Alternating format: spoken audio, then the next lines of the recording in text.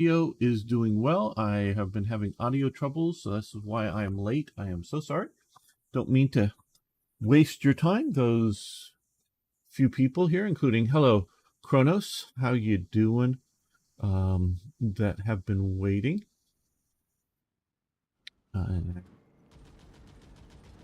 Very good to have you here. So I'm hoping that someone here soon will let me know if the audio is good or bad. If you could just type in that you can hear me and all. I am going and checking things out here. It looks like we're doing good, but I don't really want to create the great feedback loop and try to listen to my own audio. I hope it is good. Well, hello, Toyjet. Good to have you here. Can you confirm or deny if the audio is good or bad? For me, please. Audio is good. Great. Because last time we had an audio problem at the beginning and I was having audio difficulties early, and it is good to be heard clearly. All right. And how you doing, Toyjet and Kronos out there? I hope well.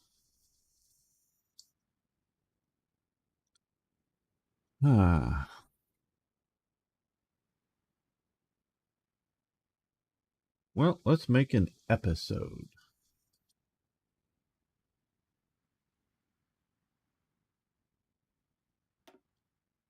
Welcome back, or just welcome if you're new here.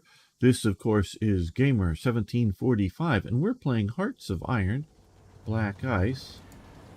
Click there and we'll get that. And hello, Arno. Yes. Per the me over there of Arno. He is very fearsome.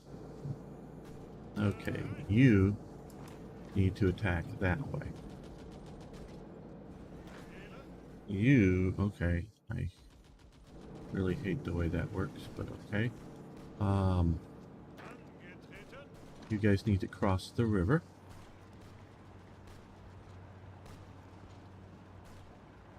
These guys are moving into an empty province. They but have history achievements, so things could be worse. Well, good. Well, I'm doing very well, not in pain. I'm sorry to hear you're in pain. Hope it's just minor BS type pain, but rotisserie chicken does sound good. Okay, so these guys are pushing there. These two divisions are in good shape, so we're going to push here, and they're going to push up here.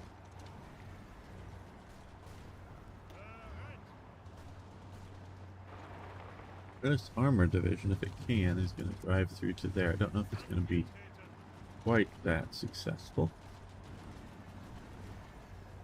Oh, sinus problems. Yes, that can be. He's feeling like the tortures of the damned, I am sure. Yes. I think we'll. Well.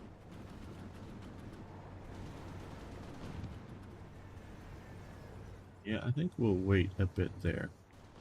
Let's see. We got this one sort of beachhead on this side of the river. I really don't like that I can't assist an attack on that province until the attack starts. Can't like sort of organize it or plan it or whatever. Okay, you are in moderately good shape, so you join that attack.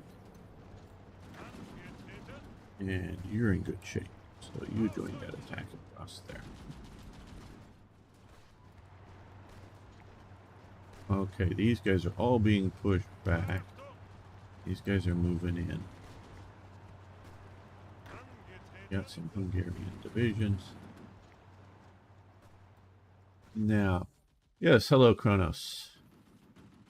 Okay, let's look at the air situation here. Right. Well, how are we doing for reserves of fighter aircraft? Production versus losses. 73. And we got mostly some rather old stuff. So I don't think we're going to create new air wings. We are battling over here as well. And down here. Helping the Italians out.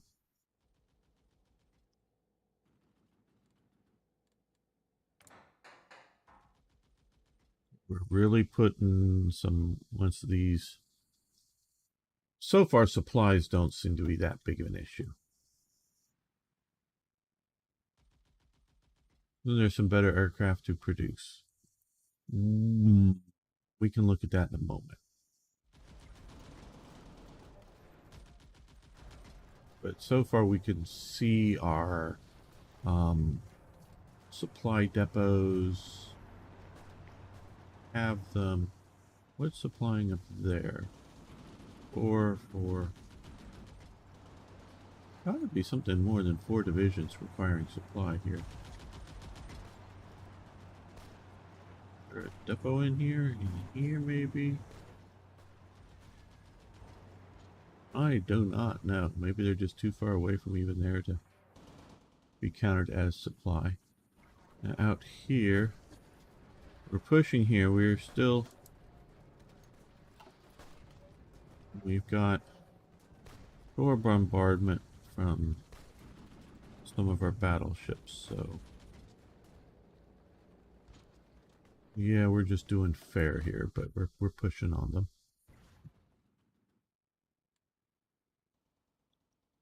11 divisions there. 12. 24 out of that. Okay, so we're doing pretty good. Oh, well, here. Now, okay, here we're seeing a supply problem. You see how the supplies are coming.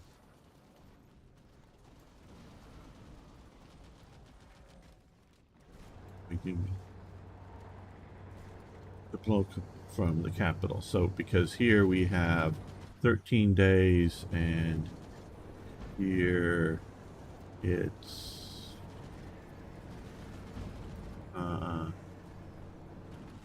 20. I don't know why it's specifically here. We're getting supply there, and we're getting supply down there. That is good. That is good.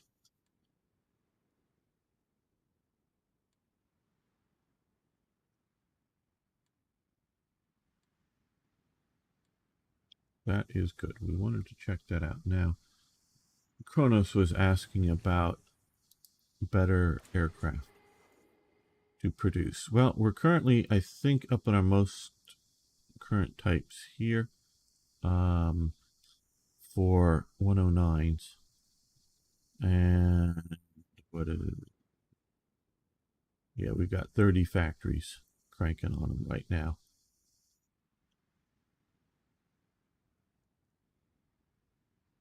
And they're in pretty efficient production.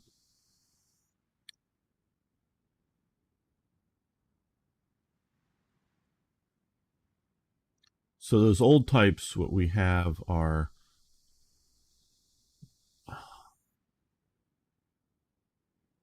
captured or other just old equipment that's still been around.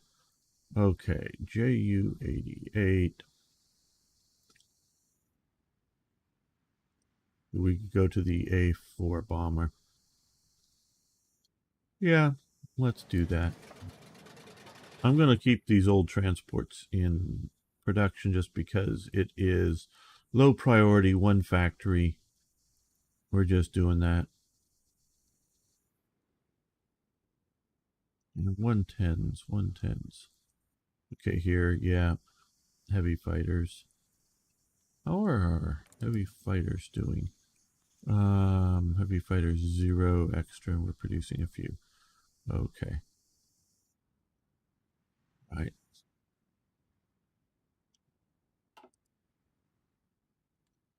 And let's come over here and look at our submarines. Those 3 are going back. These 6 here. Keep trying to tell them not to transport crap around here, but they're doing it.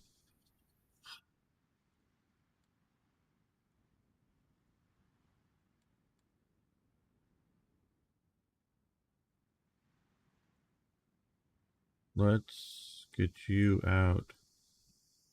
Envoy rating Middle Atlantic Gap. You head out there, do that.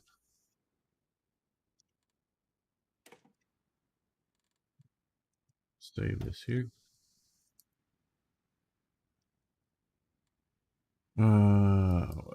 Okay, also there's an option to update old model into newer ones if they weren't different, but who knows how to do it.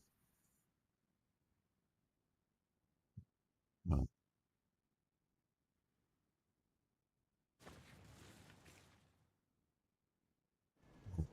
Well, we want to assist a few attacks here, but we want to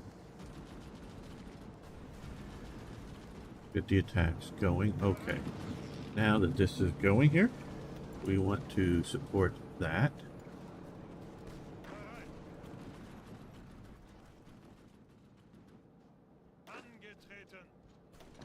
This is going there, we want to support that.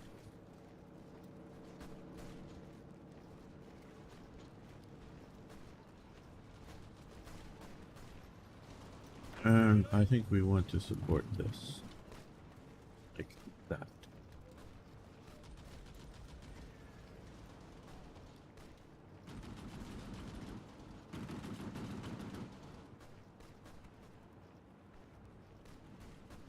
Cinnamon rolls always help.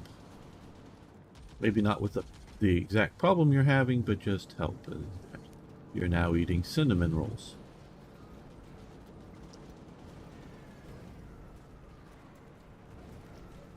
Okay, here. Yes, we want to support with the armor.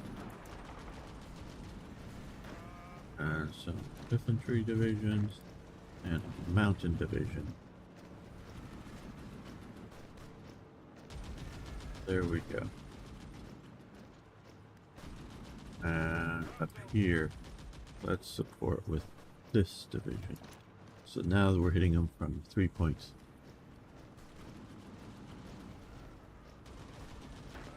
Here, these are in good shape, so we're gonna support that there.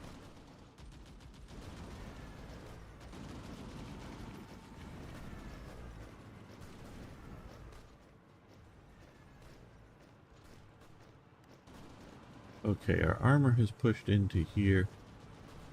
Ah.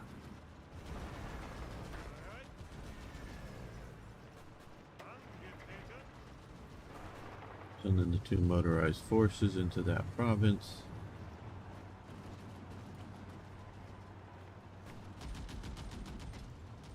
They're coming up that way.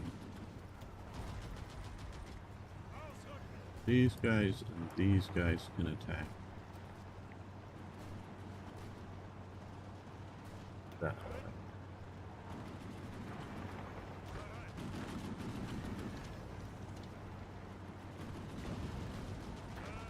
These guys can support the attack. And so can these guys support that attack.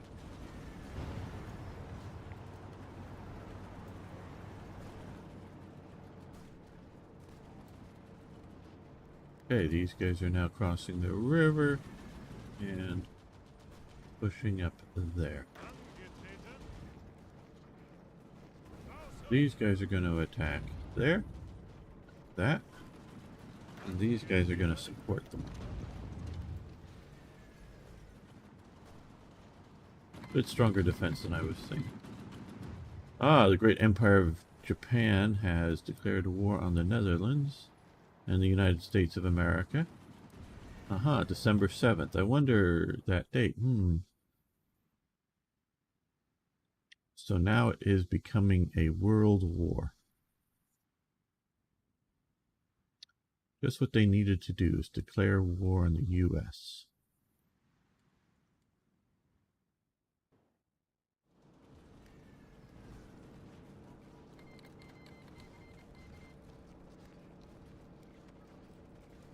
Yes, we have some viewers here. It says we have 4 viewers over on Rumble, which is nice. And I think it's, what, 3 or so over on Twitch. That is good. I am glad to be getting the views. Okay. You need to move up that way.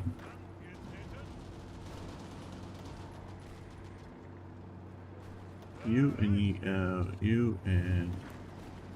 you move up that way.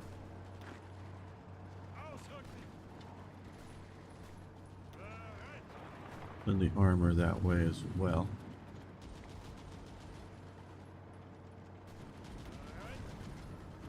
Okay, Liebstandarte is all tired out, so you guys can join that attack up there.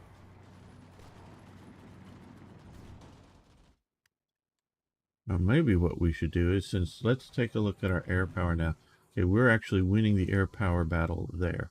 So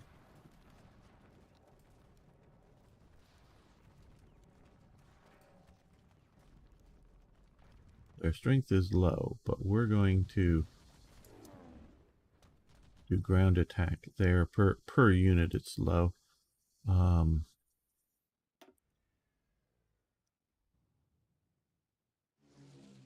We're going to do that in hopes of improving this here now. Maybe we should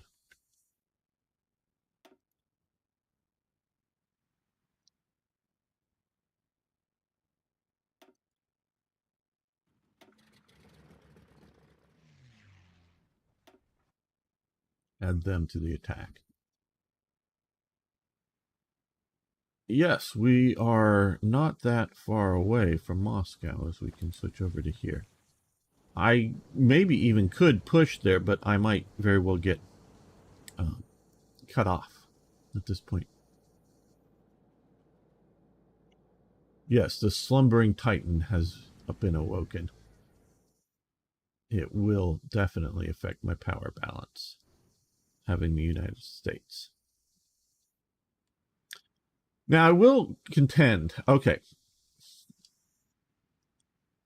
as you may have noticed, I think a lot about World War II.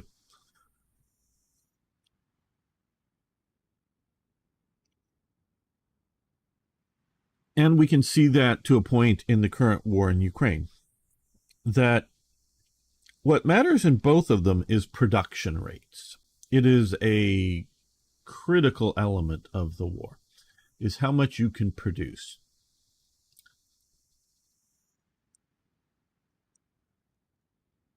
If you have, let's be sort of reasonable here. If you have 100 artillery pieces and your enemy has, and this is one thing that this game doesn't necessarily do well, but if you have 100 artillery pieces and your enemy has 50, but you're only able to shoot 5 rounds per day out of your guns, so you know, that would be 500 rounds a day for your 100 artillery pieces. If your enemy can shoot 20 rounds per day out of their 50, that'd be 1,000 rounds. So they would be effectively shooting twice as much rounds. Now, numbers of guns, like I have said before, does matter in that, you know, if we're looking at this scale of a front, 10 guns, or, you know, if you're concentrating them in one area, supporting one division, that's just one area. The rest of the area doesn't have any guns to operate with. So these guys, okay, stop. A little more resistance than I was expecting there. But, you know, so having this gun spread out all along the front allows for, you know, supporting multiple operations, either defense or attack. So numbers of guns do matter, but production matters. Now, also what matters is concentration of force at a particular point on the battlefield. We can see, and as far as I know, and some of this is just, and I know I need to do more reading on this, but I'm going to go with the idea that the production of France and the production of Britain together matched or outdid the production of Germany in things like artillery rounds. They were both rather industrialized nations, cranking out a lot of stuff. But what happens is Germany is able to concentrate all of its forces in one area, or enough for, not all of its forces, but be able to concentrate so much of its forces in one area that it overwhelms the enemy. And we can particularly see is when this is the Meuse River.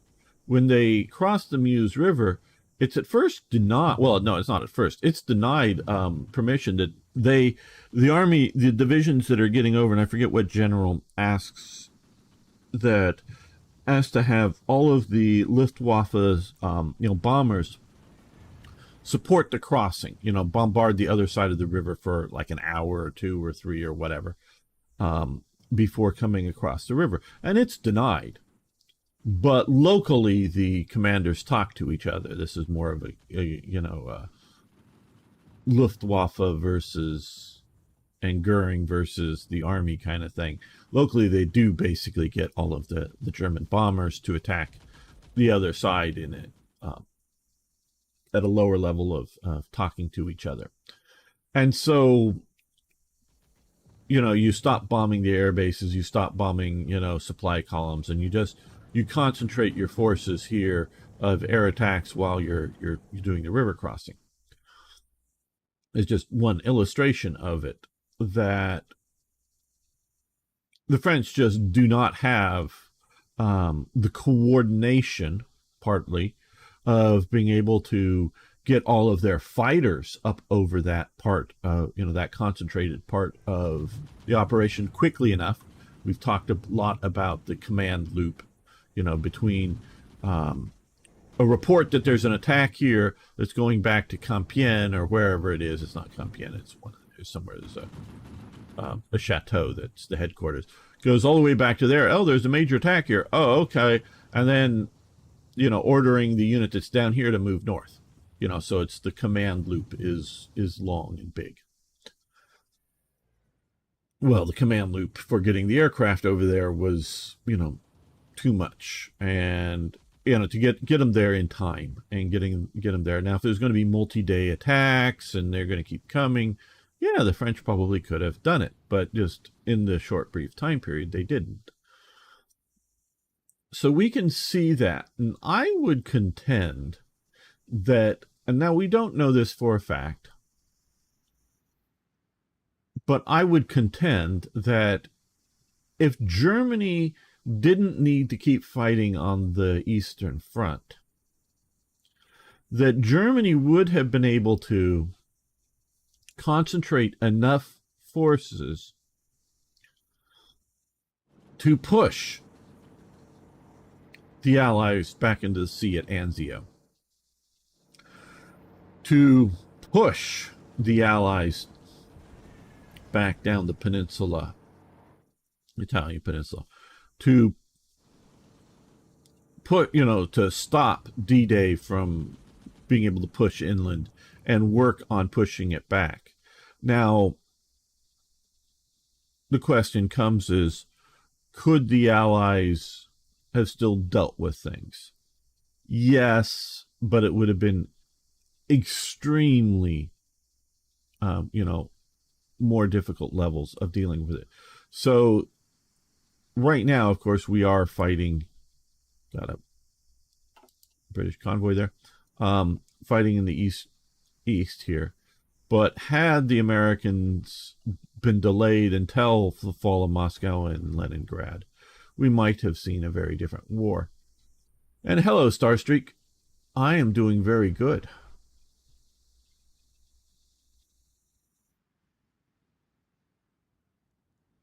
So we will see how quickly America is going. And hello, Arno, over on Rumble. I see you're over there, and on Kick. Okay, so let's see. These divisions are getting reorganized. They're getting reorganized. So let's put these 3 divisions moving that way. We're going to get you coming up there.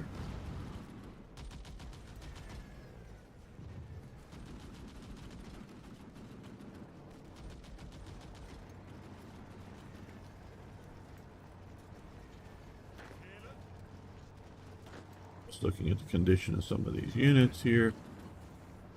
Let's look back at supply here. Where are we being supplied from? 5 from there. So you just don't see a big enough 4 down here. 12 here. I don't know. Maybe we're just completely out of supply. That may be part of the problem there.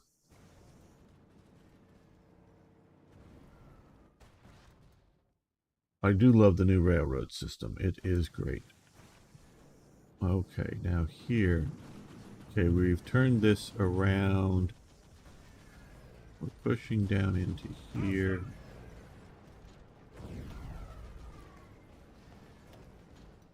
Rostov. Okay, we've killed that pocket. They're coming in there.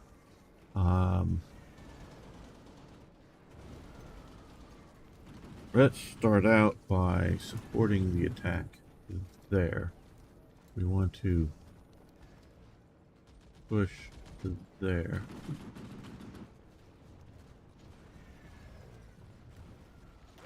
Let's support that attack. And Felipe's here. Hello, how you doing, my friend? Okay, they're in good shape, so they're going to join this attack. They're going to move forward here, which will pin those forces. Okay, Waffen-SS expansion. Very good. Commanders, can you get an upgrade? Yeah, we can take a look at some of that.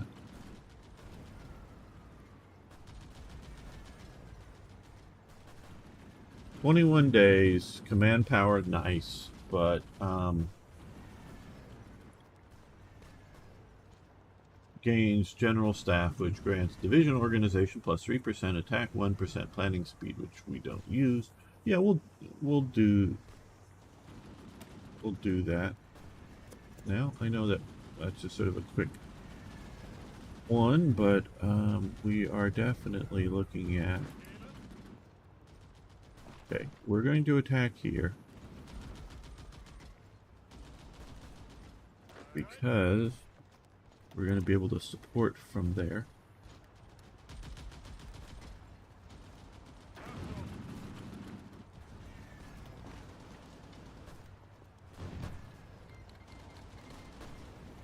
Okay, government has joined the war as our ally against the British-Japanese Kingdom of Yugoslavia, is called the United States of America, as our enemy in the German-Yugoslav War. French Republic. Okay, so I didn't know there was a Yugoslavia left. That's a surprise to me. Yes, I saw that last night, the situation in Israel.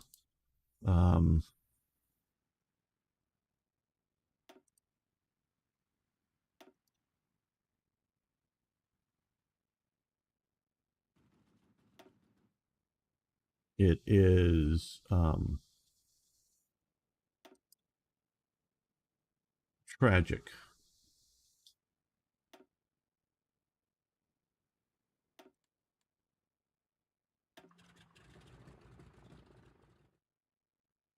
I seriously don't understand what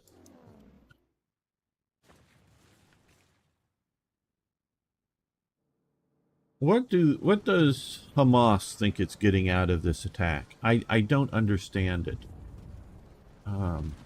What it's you know, expectations are out of the attack.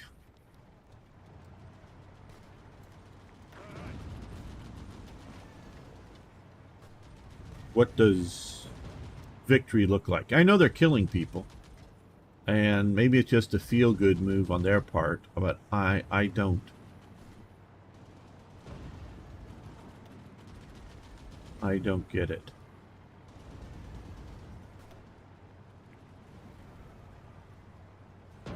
Used to do something meaningless, yes. Well, I don't know, because Yugoslavia does. I mean, this is does it have any sort of territory here? Where it's an occupied state. This is occupied by us, so I don't know. Yes, it is becoming hot with wars again, and emotionally, I can assign some blame for it.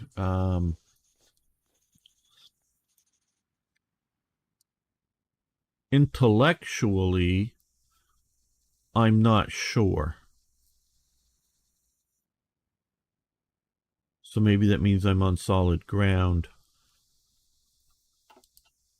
And that,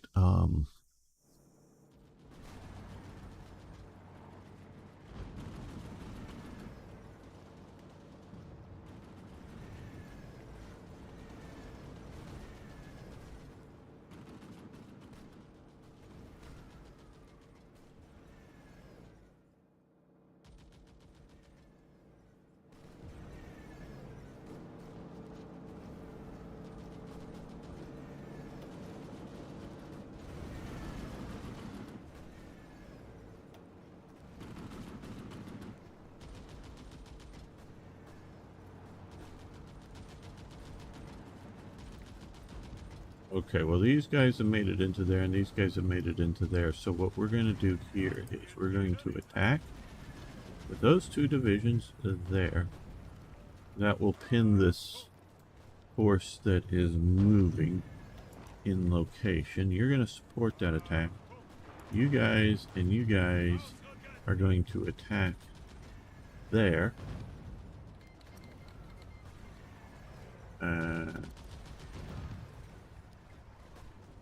I think that's going to be good enough. So we're going to start moving into here, and you're going to start taking this railway to them. Possibly causing a small pocket to form.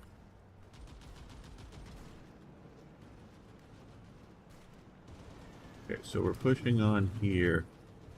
Now,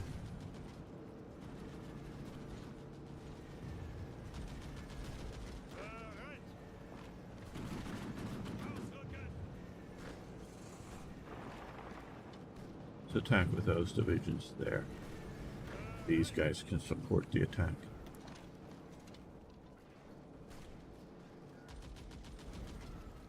Yeah, I don't think there's any jet fighters yet.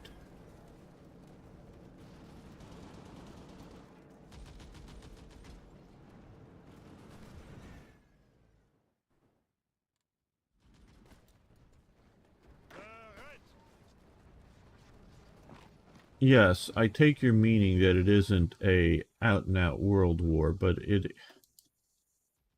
I don't think any of these things are happening in isolation.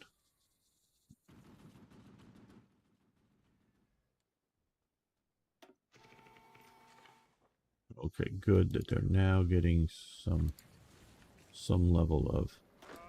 I don't know how these guys are getting supplied.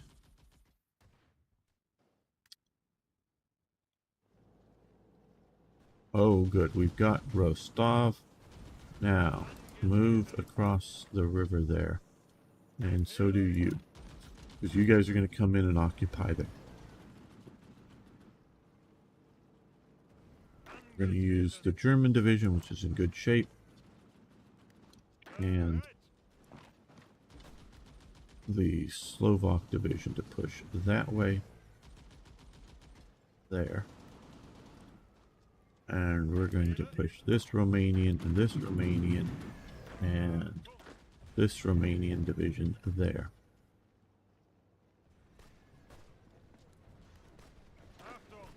And that Bulgarian division is going to support them.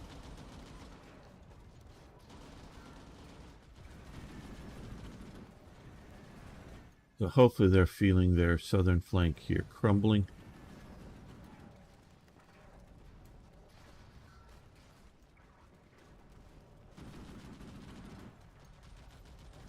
Everyone want to occupy Russia now. Our local supplies thin. Worst supply situation for us is up here. That's actually sort of bad, as you can see here. I just don't have a good supply location here yet.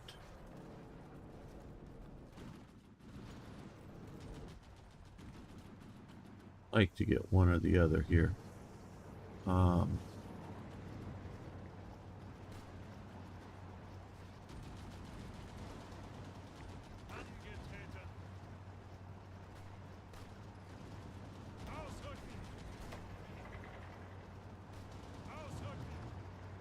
Counter-attacking here.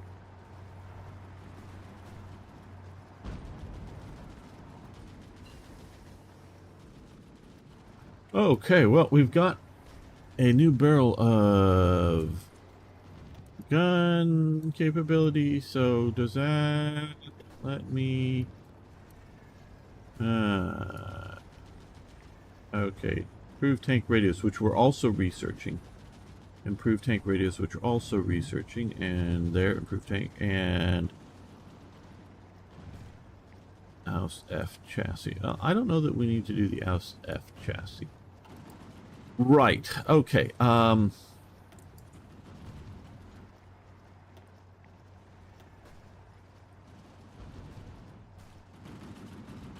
doesn't mean we won't do this chassis, but let's look at Panzer 1 open mount. A structure. We are almost into 42, so it's not that bad of a situation here.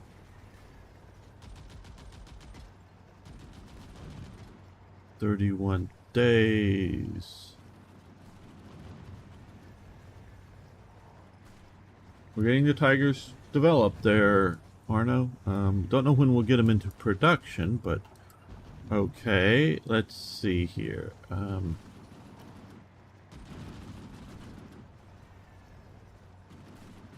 This will enable a bunch of more ammo types here, which would be good.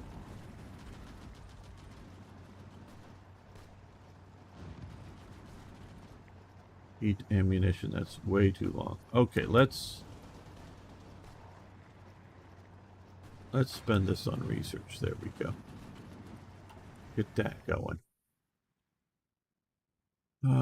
Research some doctrines that could fix some degree to supply issue. I bet Israel will be really energetic and strong. Yes, I believe they will. So this is what I wonder is,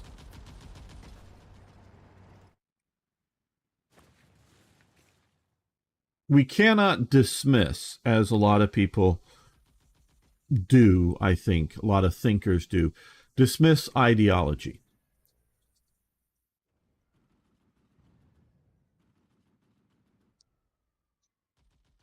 Post-World War I, we see thinkers, could be historians, could be politicians, could be theorists, whoever, thinkers, want to explain all world, throughout all of history, all of world's political and military actions through the lens of economies. One of the big spreaders of this idea is the movie The Maltese Falcon. You should watch the movie. Maybe you'll catch where and what they do and spread this idea that political decisions are primarily made based upon, economic reasons. It's all a matter of economics.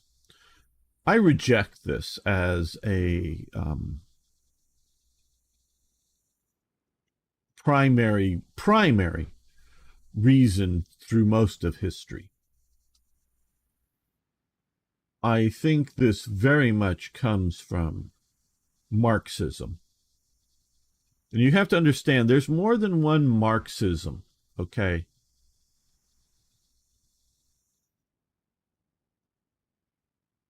Marx is probably and I would defy you to tell me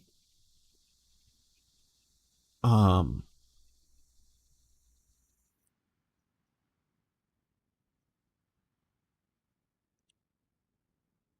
a single figure who is he is the most influential historian out there right now, since he's out there. I'm not talking about his economic theories. I'm talking Marx is also a historian, people. And he is the most influential historian.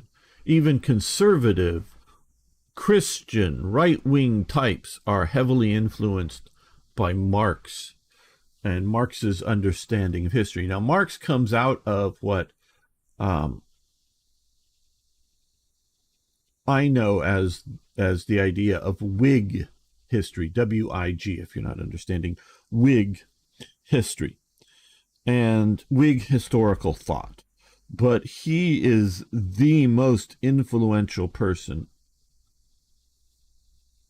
in the field of history. His whole theories on history.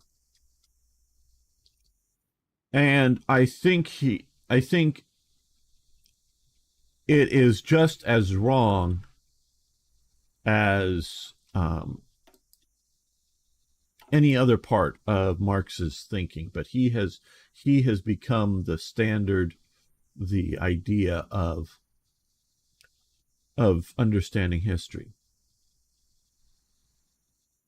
I would go belief.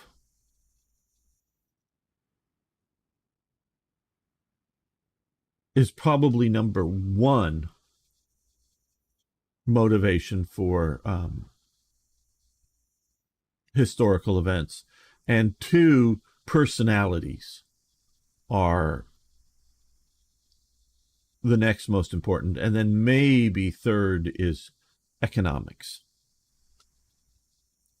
And belief, I mean, whether it's religious or ideological or I mean, ideological can sort of be fully encompassing, but in this sort of limited terms, I'm talking about, communism, capitalism, or monarchism, or whatever.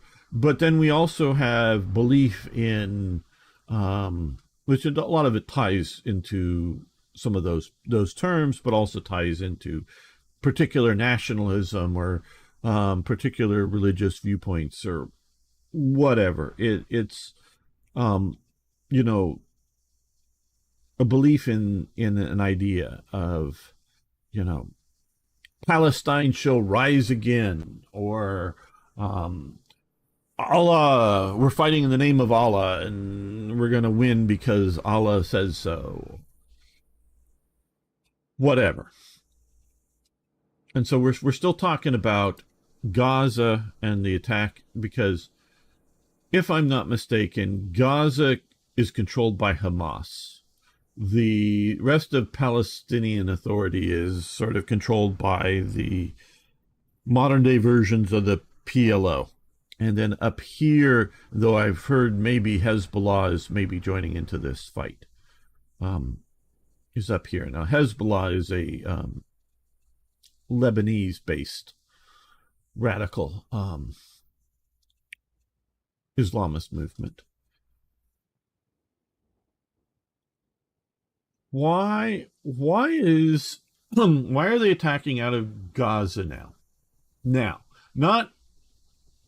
I mean, I'm going to totally go the reason these people, the Palestinians there, are either going with the nationalism type belief or the religious belief of, Hamas as their motivations for their struggle,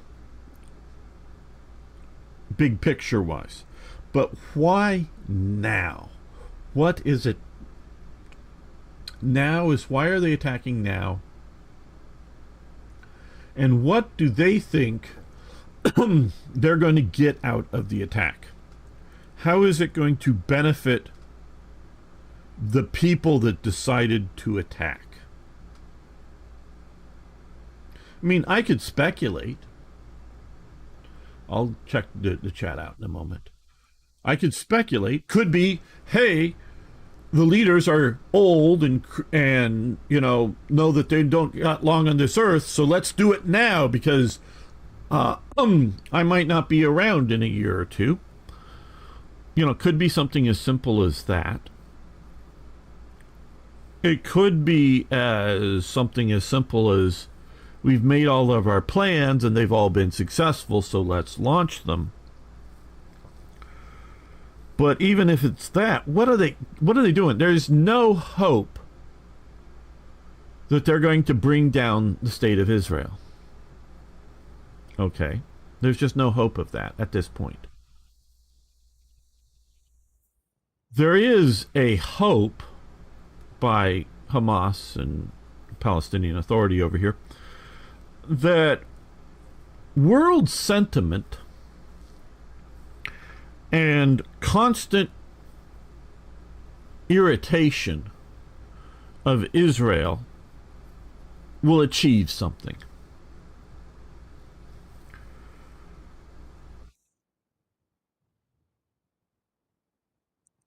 But I don't know that that's, and so, as opposed to being peaceful as to, why fire a few rockets now and again? Why do a roadside bomb now and again? Why do a suicide attack now and again? Why do, whatever, minor sort of operation just sort of going on and being in, is it, is Hamas operating from orders from Tehran? Because Tehran has a massive influence, in my understanding, with Hamas. Massive influence. Is it that Biden a week or so ago gave them $6 billion and Iran thinks, well, hey, we got paid, now we're going to attack. We've been holding back until we attack, and now we've ordered the attack. And they've ordered the attack saying, hey, we're going to cut off your aid if you don't attack. And if you attack now, we've got $1 billion for you. And that won't, happen overnight, but it'll be, support, monetary, significant support. Is that, is this a command from, as Felipe says, the world is becoming, hello, sexual Apache, how you doing? Great for joining the Discord. I'm sure see you over there. I'll get to the chat in just a moment. Doing my usual talking about other topics thing. So, is this, as emotionally I can say, I am 100% convinced. Now, I can be wrong. Trust me, people. I know I can be wrong. It's not, I'm not, I don't think I'm infallible or anything like that. But I'm 100% convinced that the invasion of Ukraine happens only because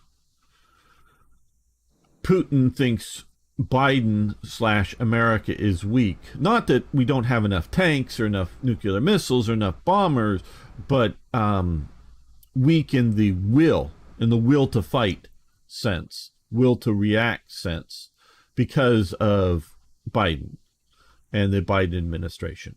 He thinks they're weak. He thought Western Europe was just going to let it happen, and in 4 days the special operation would be over and achieve its goals. And yeah, we'll get a few more sanctions. We'll get a few other bad things, here or there. We won't be able to be in the next Olympics or whatever BS thing. but we'll achieve our goals. I truly, I truly believe if Trump was still in office, or if some other, could be a Democrat, yes, but some other strong leadership type was in office, I truly believe he would not have attacked. I may be entirely wrong. I mean, someday some documents may come out that they were planning to do this attack when Trump was in office. Oh well, yeah, he's going to be in for 8 years, but we're going to do this in year 6 because whatever, because we don't really care, because there may be someday, 20 years, 100 years from now, documents will come out that they were planning this attack, and hey, this just looks slightly better now that Biden's in office or something like that. It may come out that they were planning this all along, but I really do think it's an opportunity.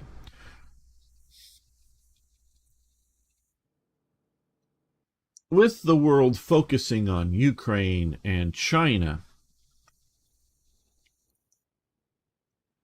I really don't think there's going to be a major push to restrain Israel at this time.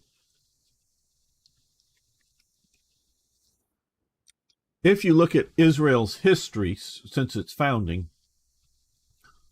it often has made moves and been successful, and is being successful, that then gets restrained primarily by the United States.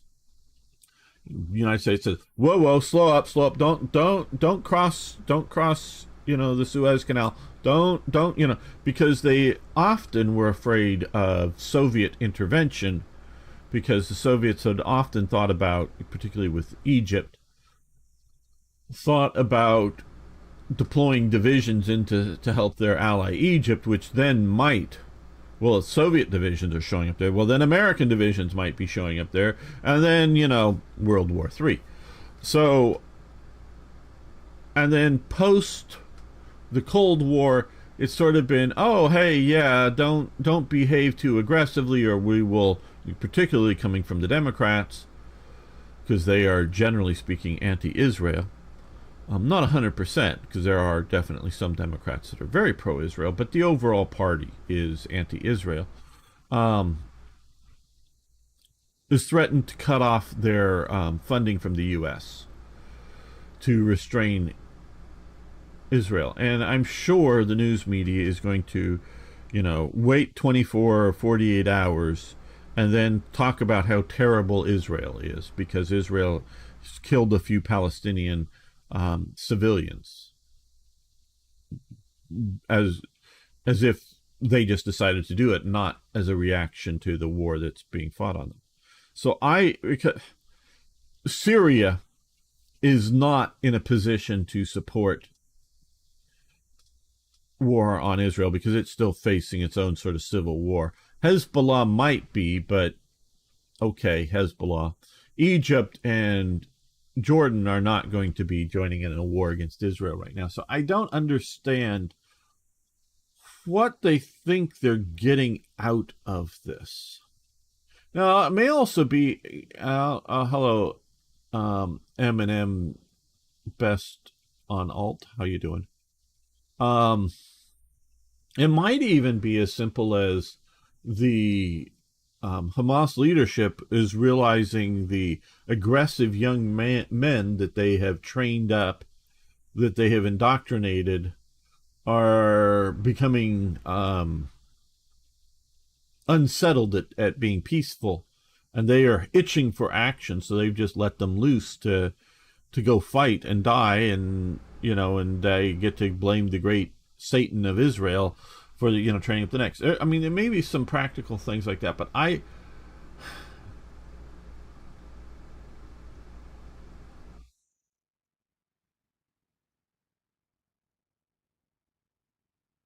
like I say, there's a lot of consideration. There's a lot of pressure from the U.S., and it's going to cause a lot of casualties. But if I were in charge, sitting from my position here in California, I would have long ago cleaned out Gaza.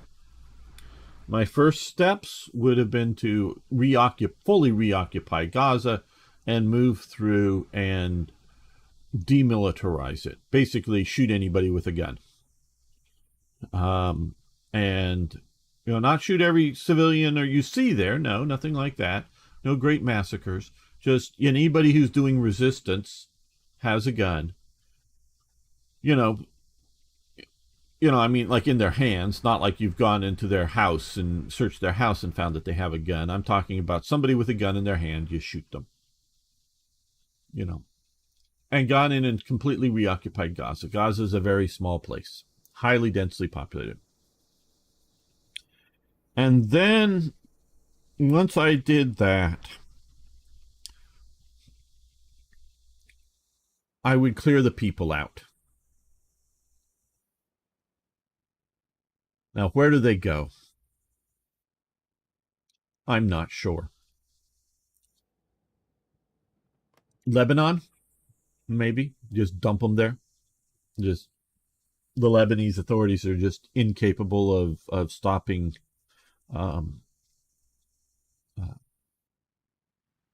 them being somehow landed in Lebanon. Into Egypt. I know that might mean another war with Egypt, but dumping them there. I actually think this down here looks like a nice place for Palestine. This can be New Palestine down here. The sort of southern tip of Sinai. Israel has done marvelous and is probably the most advanced on a large scale at desalination. They actually have a lot of contracts in working with Cyprus, which has another major water problem, and they're working there. And I believe they're also working with Australia, which has water problems. But Israel is probably the leading country in developing desalination technology that you could probably set up. Now, of course, they'd hate to have Israeli water technology, but you could probably, I'm not saying turn this into some jungle down here, but you could probably, because the essential thing for people to live is water. You can import bulk, foods, big cargo container, big, bulk carriers of grains can show up and feed the people. They don't need to, be like the River Nile and grow all their own food, because in fact, Gaza is sort of deserty and doesn't grow much, if any, food at all, hardly, and definitely not enough to support its population. That, there's land out here that is basically populated, because so, or whatever, or dump the people into Jordan or dump the people into Iraq. Just get rid of the people to another location. That's all I mean is when I say get rid of the people is move them to another location. And if it is into the Sinai, I would very much try to deal with the Egyptians so that it's not territory bordering Israel. That's why I think down here in the southern tip would be nice. Give a large empty zone of territory between them. So even if they build huge numbers of rockets and huge, arsenals of weaponry, they've got to move across. Even if it's largely undefended, they got to move across through a lot of open territory before they get to Israel. So I would clear out Gaza. I do not know all of the problems with that. I'm sure there's more than I know, but so I don't get why now. Is it because Tehran or orchestrates this and has ordered it? Is it because they feel the world is distracted on Ukraine and China, or some other thing? I just don't get that now. But okay, we're going to continue with the live stream, but this episode is over, and I will be back next time with more Hearts of Iron, and probably some more commentary on world events, but hopefully a lot more Hearts of Iron. And what has everyone been saying in chat here? Let's go back up and look at all of this. Germans should have focused on Panzer 1H and Tiger 1 tanks and converted the rest assault guns like mobile. Yeah, more rationalization on tank types would have been good. Thanks for joining the Discord. Um, Sexual Apache. So combine the Panzer chassis and the Tiger turret. I don't know about that. Um,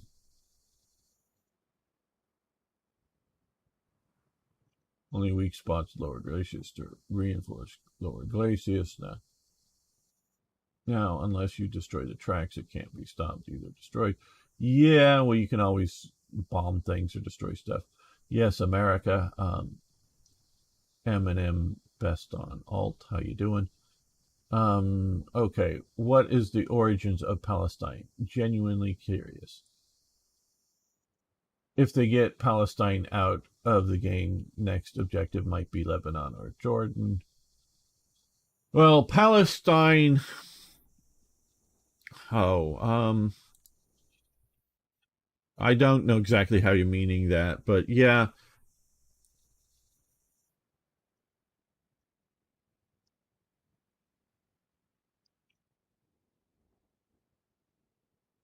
I'm not sure exactly where the term Palestine comes from.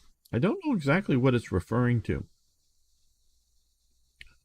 I know that Jordan had originally been sort of called, and these are in essence named by the British, I believe, Trans-Jordan, meaning across the River Jordan, and just shortened to Jordan. Um, Obviously, with the Roman depopulating the Israel slash Judea of Jews, because that very much happens under Rome. Um, Arabs move into the region there, and I don't know. Going straight, Egypt is begging for external intervention. Yeah. Oh, Singapore also has water problems too. Absolutely, Starstreak. Um, Singapore definitely has water problems. Some people have said that if you desalinate salt water at at an industrial level, you're just going to end up with a lot of salt brine. Well, and that's somehow an ecological problem. Well, I don't think it's really that big significant of a thing, because all of the time we are desalinating the ocean water, because naturally, um, oh, I forget what exactly, um, boy, forget what it's called, but you'll find out in the ocean water going up into the sky, not falling out of the sky, but going up into the sky from the ocean. Water is, oh boy, I'm forgetting the right term. Um, is absorbed out of the ocean up into the sky, and it's basically more or less purified in doing so. So it leaves the salt brine down there, in the ocean, and goes up and goes into clouds. That's how you get water into clouds, is from over the oceans, not over land masses. And then it's carried over the land masses and it's rained down wherever. I mean, it can be also rained obviously over the ocean too. So yeah, because people talked about desalination for water supplies for Southern California and whatnot. Yeah, if all you're doing is dumping all of the salt brine in one like little spot here, and that's all you ever dump it there, and after a few years you might get high levels of ultra salty water, but you just sort of distribute it a little bit. It ain't going to be much as a percentage increase in salt. And we do know that it is constantly over the surface of the ocean. Water is being picked up into the air. I forget what the term is for it. Sorry. Um, so I don't think it's a real problem, that should stop the large scale, because we we have a freshwater problem, not a water problem on this planet. So it's doing pretty good that way. And so, yeah, at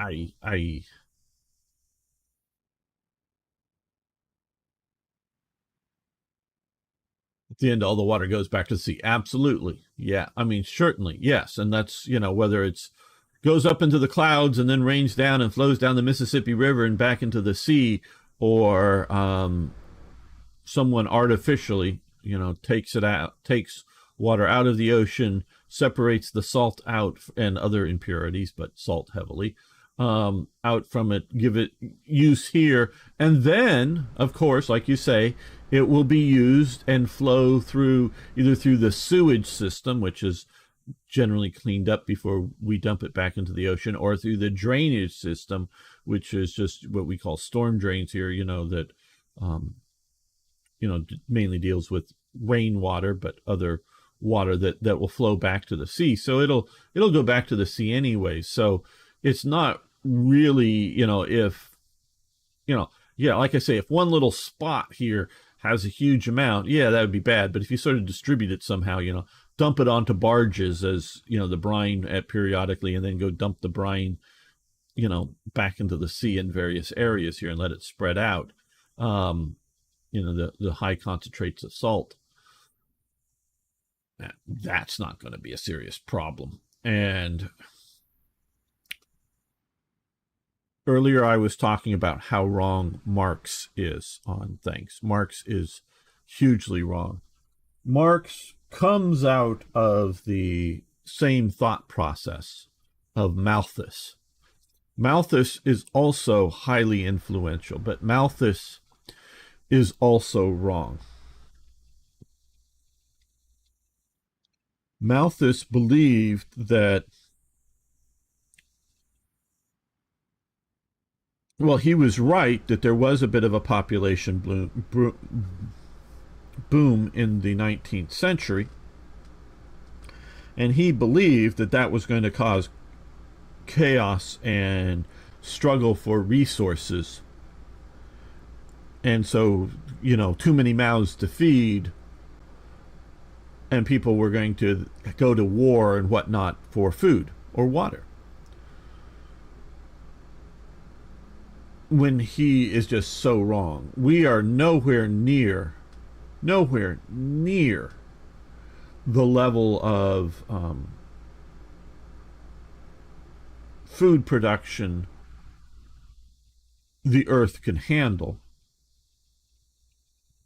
And even if we were to get to the state that the earth is starting to have problems with food production, picture this: a high-rise building that each floor of the high-rise is a sort of an open floor in which there are lights at the top, and there are hydroponics, plants growing in nutrient-rich water, growing food, or just grass covering it and cattle wandering around these high levels of the high rises in these buildings.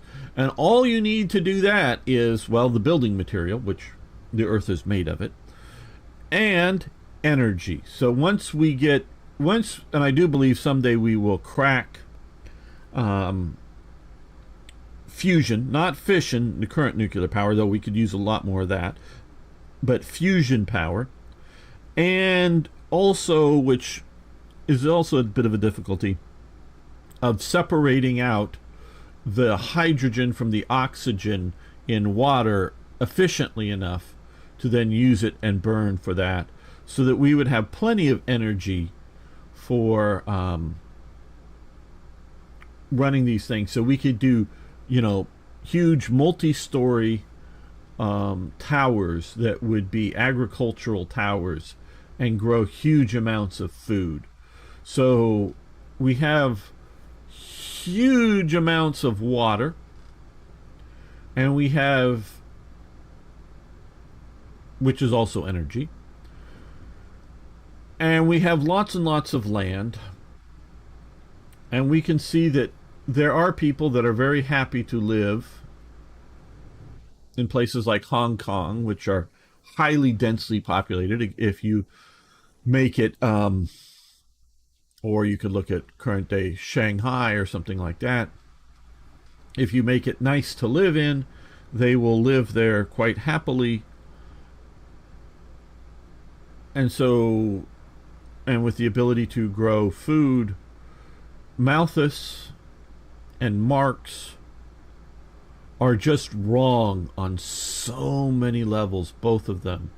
And Malthus is also, even though maybe a lot of you are, who's this Malthus guy? Because they don't teach that probably anymore. He was a British thinker. Another 19th century guy that influences a lot of people, and I don't know how much he influenced Marx, but I think he did. And so we are very much being harmed by these philosophers that people on the right and people on the left both have seen as I think these are scripted invasions that have showed up here, because I don't see the AI doing it that fast. But yes, which is good that they're here. So we have the resources. The limiting factor, yes, some of it is technological, because I did mention too, we cannot, energy efficient wise, as far as I know, separate out the hydrogen from the oxygen. I think it takes as much, if not more, energy to separate it out. So if you particularly want to use hydrogen, like in a hydrogen car, and you're willing to have a nuclear power plant power it, so instead of doing batteries, we don't yet have good battery technology. Sorry Tesla, and sorry all you people who want electric cars. Batteries are our biggest problem with electric cars. People have often said, oh hey, look at this electrical engine, it's so much more efficient than gasoline engines. Yeah, but if you look at the batteries and the power plants to generate that power versus how much effort it takes to get gasoline. Yeah, and you got to drill for it and transport the oil and then the gasoline and all that. It's still more power efficient. Listen to this, people. Hello, Ragar. It is still more power efficient to use internal combustion engines than it is electric. Flat out. Much more efficient. To making these lithium batteries, to having batteries that are able to store enough electricity to be able, we can't recharge them fast enough, we can't swap them out, creating all of that infrastructure, it is still more efficient. It is still less environmental impact. Listen to this, people. It is less environmental impact to having a internal combustion engine in the car versus having a pure electrical engine and battery system. And I'm talking environmental impact from the mining of the coal and mining of the steel and mining of the lithium and other rare earth minerals or whatever, mining that all the way through the production of the engine, through the production of the fuel, the transportation, the production of the electrical energy, doing all of that through to the end of the life cycle of that car. It is more energy efficient and less environmentally damaging to doing an internal combustion engine than it is to do an electrical engine, people. So you are hurting the environment more running an electrical engine than you're running a internal combustion engine. And yes, if you put your mouth to the exhaust of an internal combustion engine, you will die. The carbon monoxide coming out of there will kill you if that's all you are breathing. And yes, that is a localized pollutant. But you get so many other problems, including poisons needed to refine the stuff to make the the batteries that you would kill you if you had that coming into your body unfiltered. So it's poisoning the environment on a greater scale. What would be more efficient would be a hydrogen powered internal combustion engine, because yes, you still build basically the same engine. You just need to build a good containment system. And there's actually saw a little thing the other day on one of the very recently made hydrogen cars that has sort of like a gas cylinder that you put into it.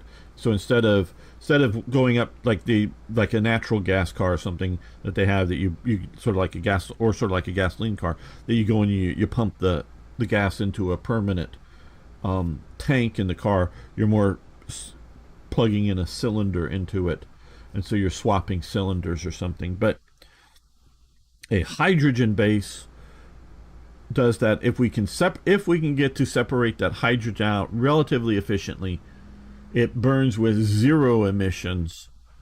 And if we can do that, so yes, some of what I'm talking about does require some technology that we have here. But the other main big thing is culture.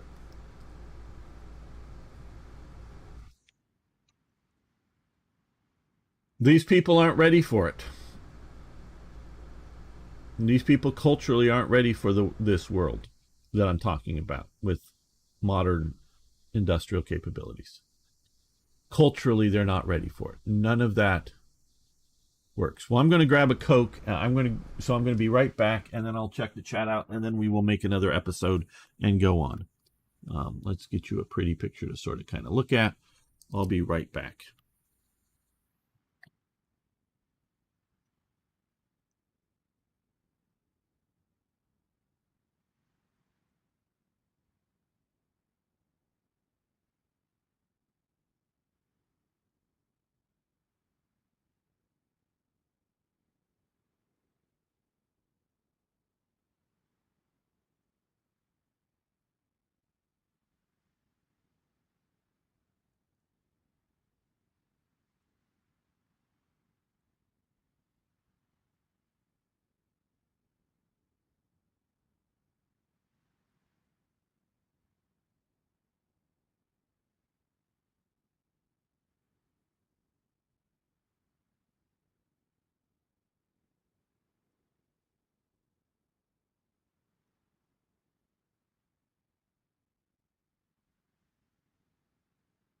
Almost back.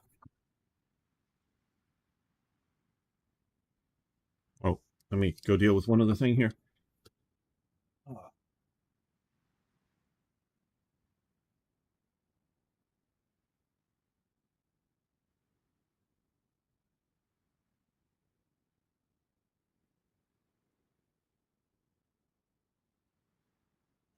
Back.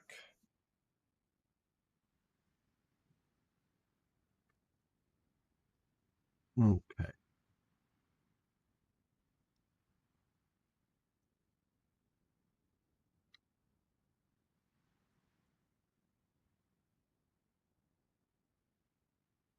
Okay, let's check out the chat. I've got to scroll back up here.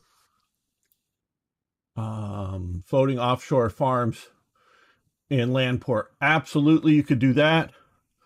But you can also do sea farms. You can take sometimes waste material of various types and use it as fish food in oceans, or and it can be like agricultural waste, and feed fish that are grown in semi-protected environments in the ocean. And so instead of out there fishing, for wild fish, you can be growing them in fish farms. Absolutely, Starstreak. You have a lot of that. I remember about Clark or Asimov SF science fiction books that describe overpopulated planet, and the lives in overpopulated areas are quite bad. Well, again, that's, I would say, Malthus, because I was okay.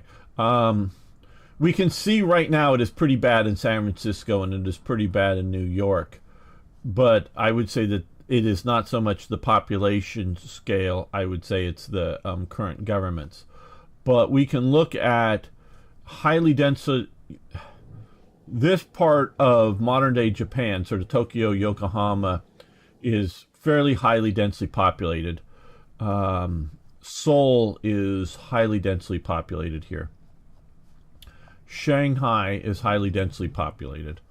Hong Kong is highly densely populated. Singapore is also another high density population areas. And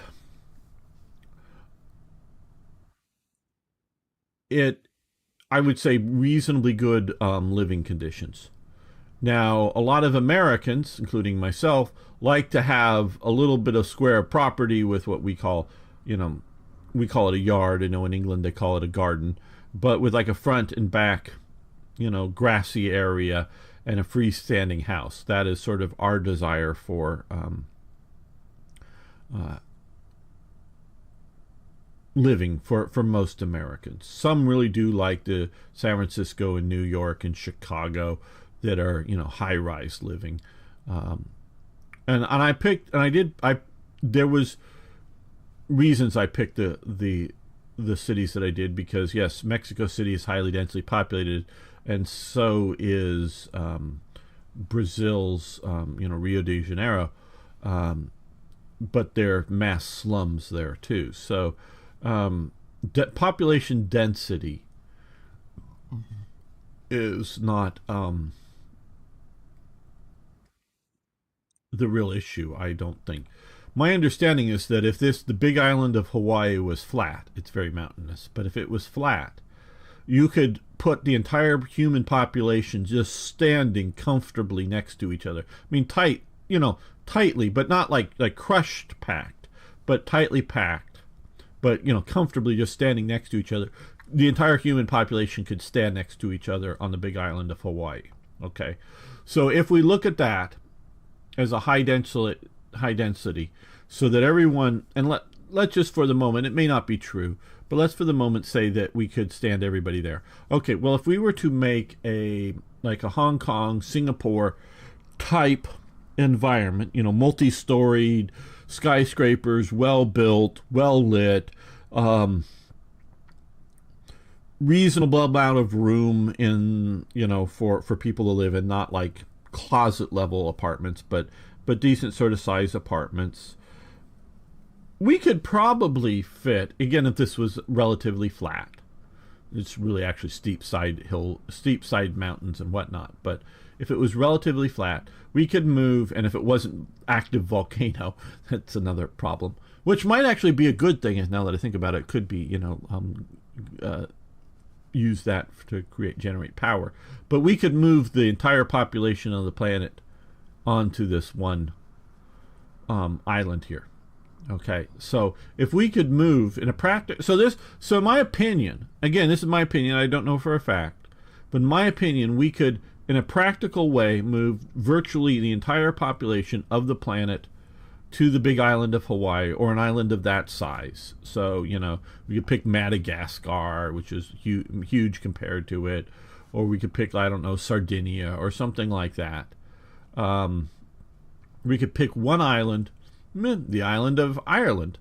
We could pick one island, move all of the population there,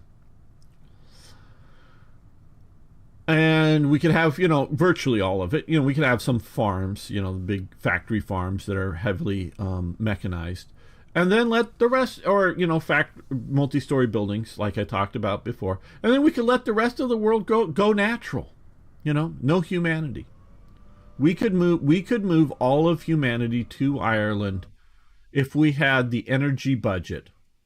Like if we had the multi-story farms like I talked about, or whatever. We could virtually abandon most of the planet and move to Ireland. And so long as we have the energy, we can keep doing that.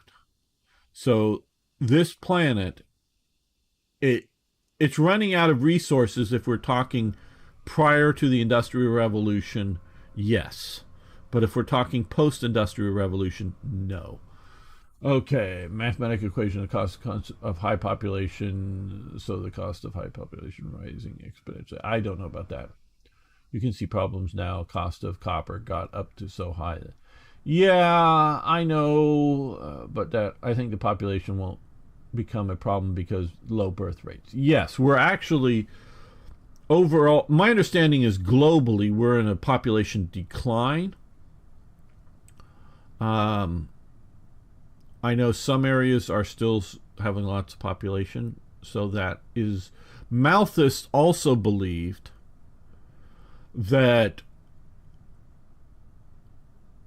people would have continue to have population booms, but Malthus did not have the idea of birth control, that it was effective, either the pill or condoms or whatever. So he thought that the population would constantly expand, and it would only be disease, famine, and war would limit the size of the population. Again, he was wrong. Malthus was wrong on everything, and people who base their theories off of Malthus and people who base their theories off of Marx are wrong about everything, and not just communism. Because again, what was it? It's thesis, antithesis, synthesis, or whatever is sort of Marx's theory of history and whatnot that goes and just is wrong. Okay.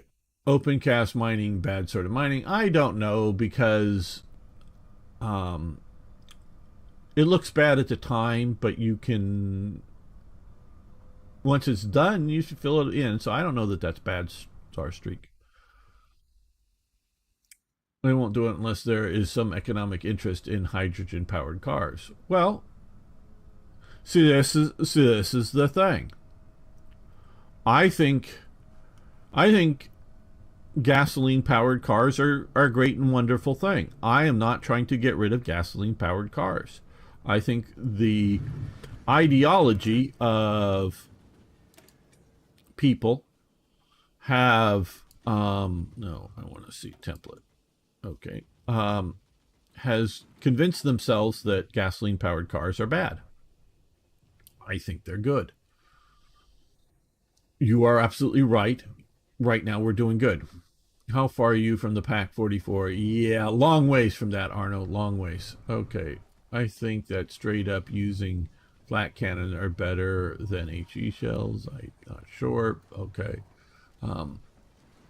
But it's not a small thing, high density area, but also large land areas that's supporting high density areas. Prague was the same. There wasn't enough food for the second Prague in West. Yeah. Well, like I say, food is not.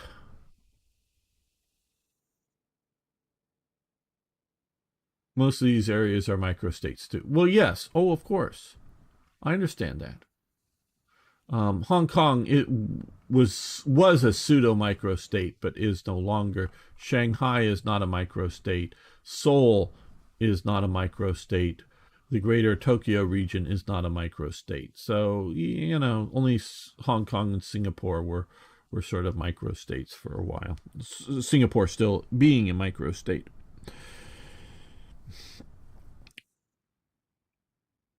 Their food is not a problem for humanity. Humanity, in my opinion, this is, some of you really do, and I'm maybe sort of surprised a bit, but some of you do really, whether you here listening now or others, really do respect my opinions, and I'm glad you do. But in my opinion, and so for whatever it's worth, whatever sort of history, sociological thinker that I am, humanity has only two serious problems. Everything else comes from those two problems. One problem, and maybe the greatest problem, is humanity's culture.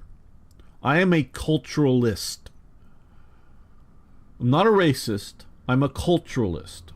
I believe cultures, not race or other genetic things, are the main differencing between humans, okay, in large groups.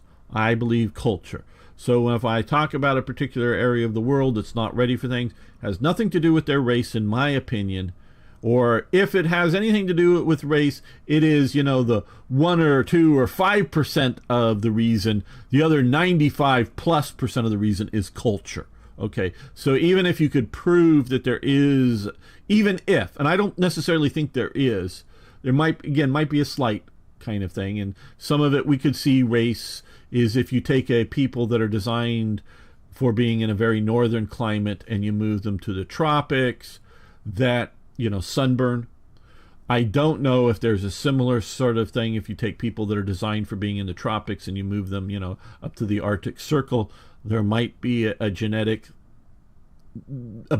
inability for some reason. I don't know that there is. I'm just saying there might be. But again, that's the 1 or 2% factor. The 95, 99% factor is culture, in my opinion. So any of those other things are almost meaningless to me. It's culture. So one of the problems with humanity is its culture. The other is energy.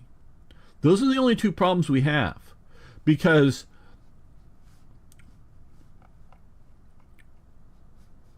this basin in here, it doesn't really show up too well in this map.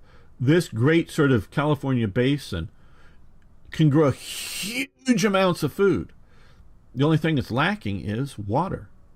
And when water's good, it can grow a hell of a lot of food. When water's not so good, it starts going bad. But it can grow a hell of a lot of food. And with energy, we can desalinate water and pump it in, okay?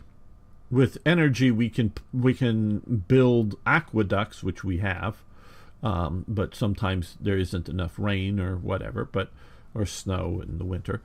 But we can build aqueducts. With energy, we can build wells and pump it out if there's whatever.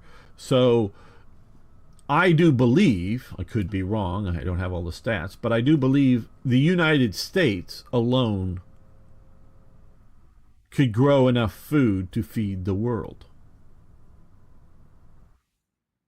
It just takes energy, and then energy to ship it to other parts, literally some of it by shipping it, but just takes energy to get it to other parts of the world. And like I've said, you could build skyscrapers that are farms. The main limiting factor there is energy. So, and our current main Western popular ideology is to use less energy.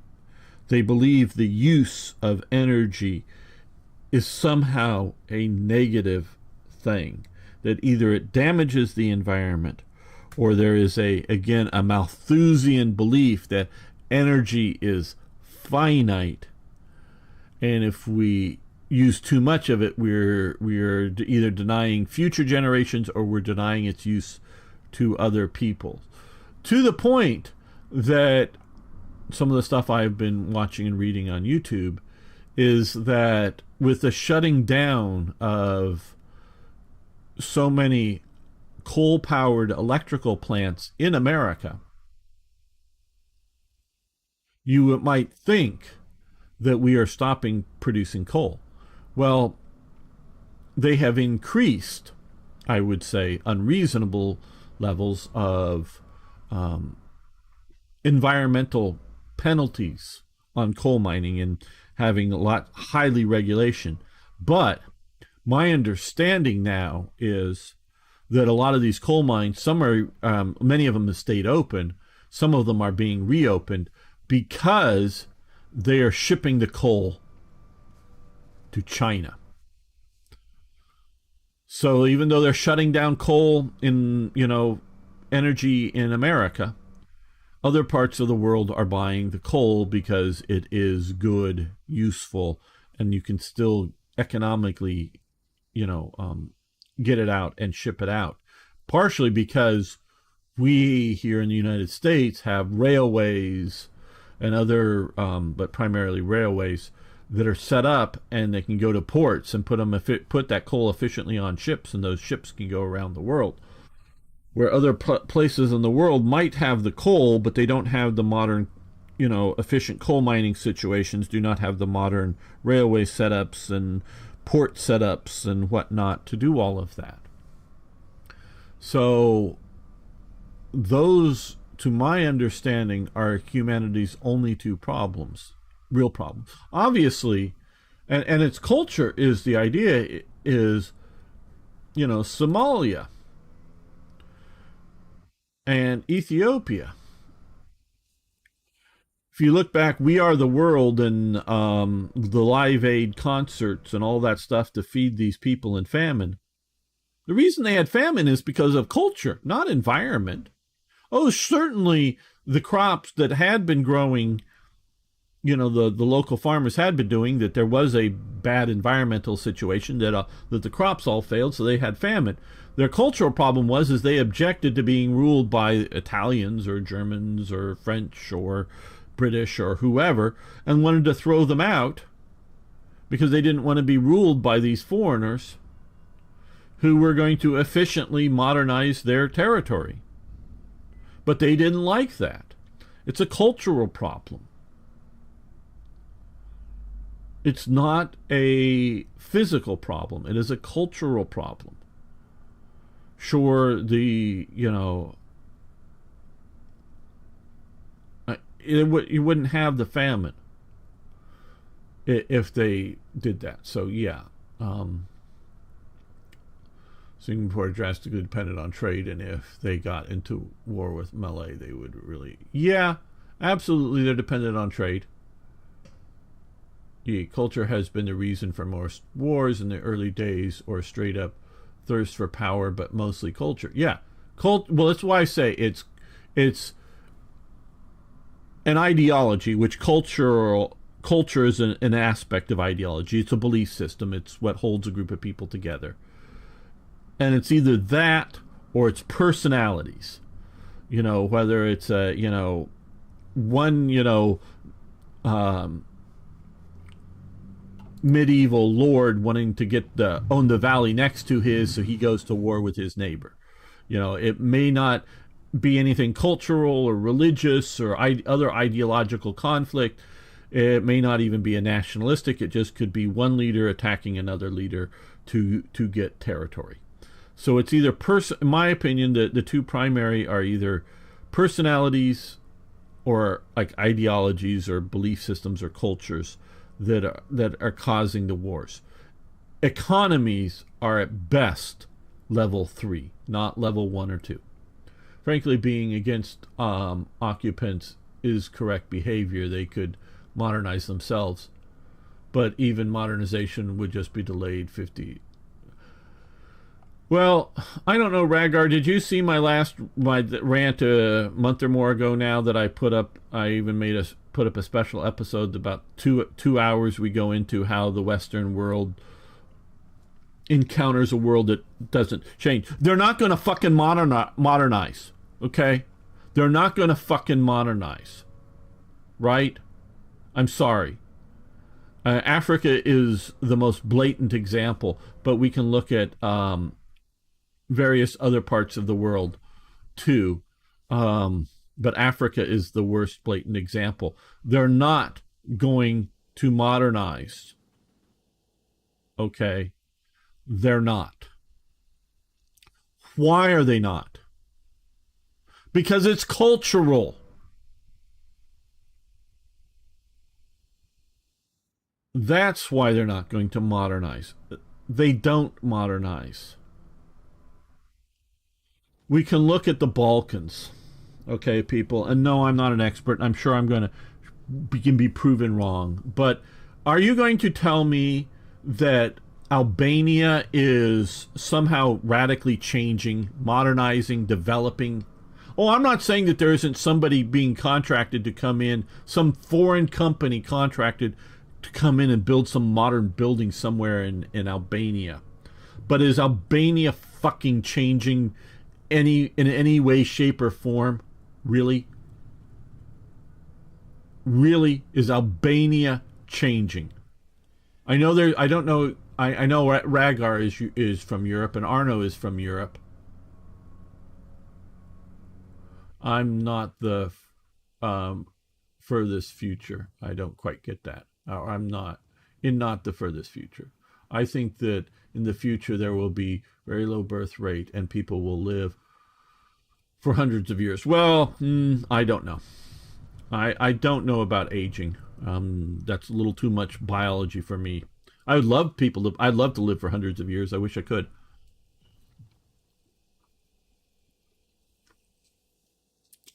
After I experienced 30 years of EU, I see degradation in technology and other stuff. Leaders of the EU countries are no longer these people who would do high tech. They're putting their personal profits in at first place. Well, I think it's personal profits, yes, in some cases. I say it's ideology. Instead of moving to more and more advanced like aircraft technology, we used to have Concorde and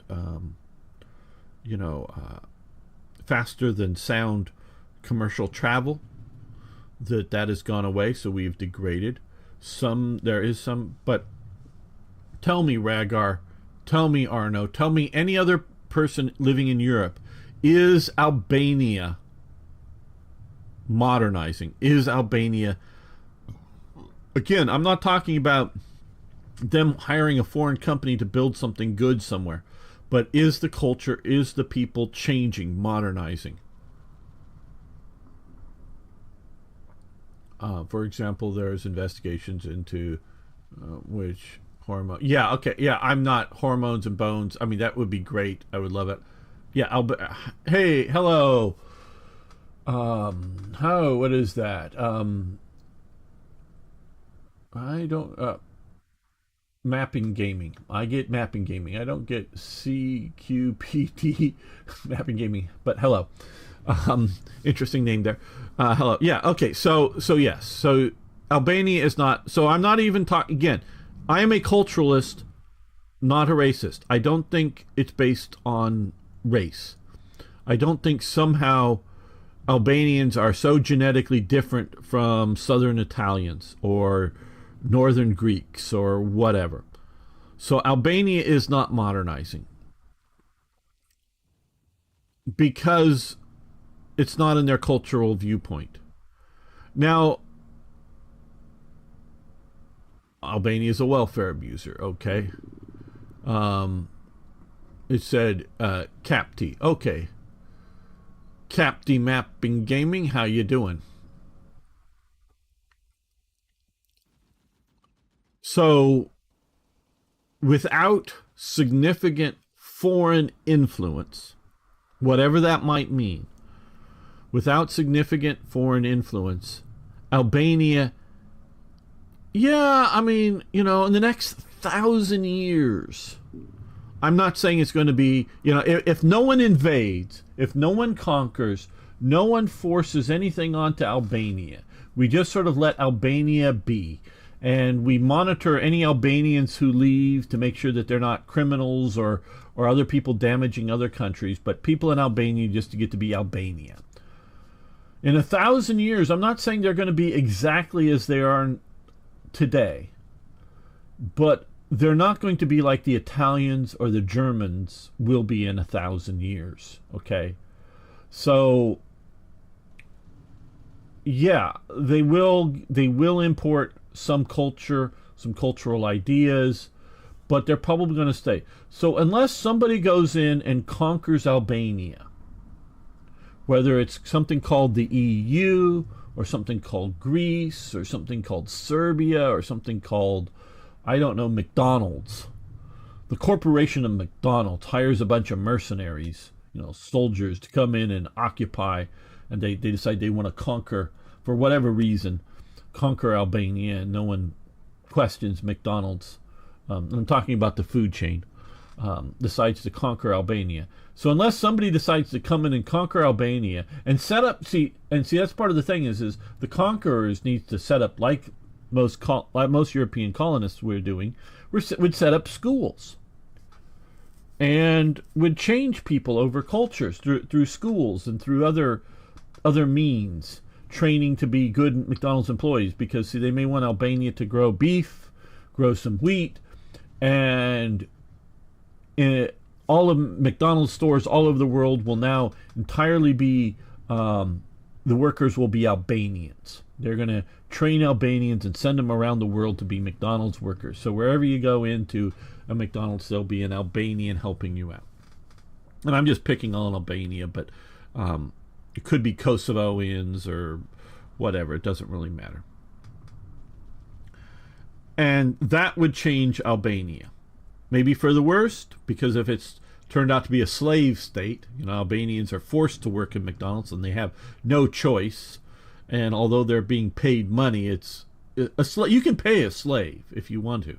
A slave is somebody who's forced to do a certain type of work, certain type of thing.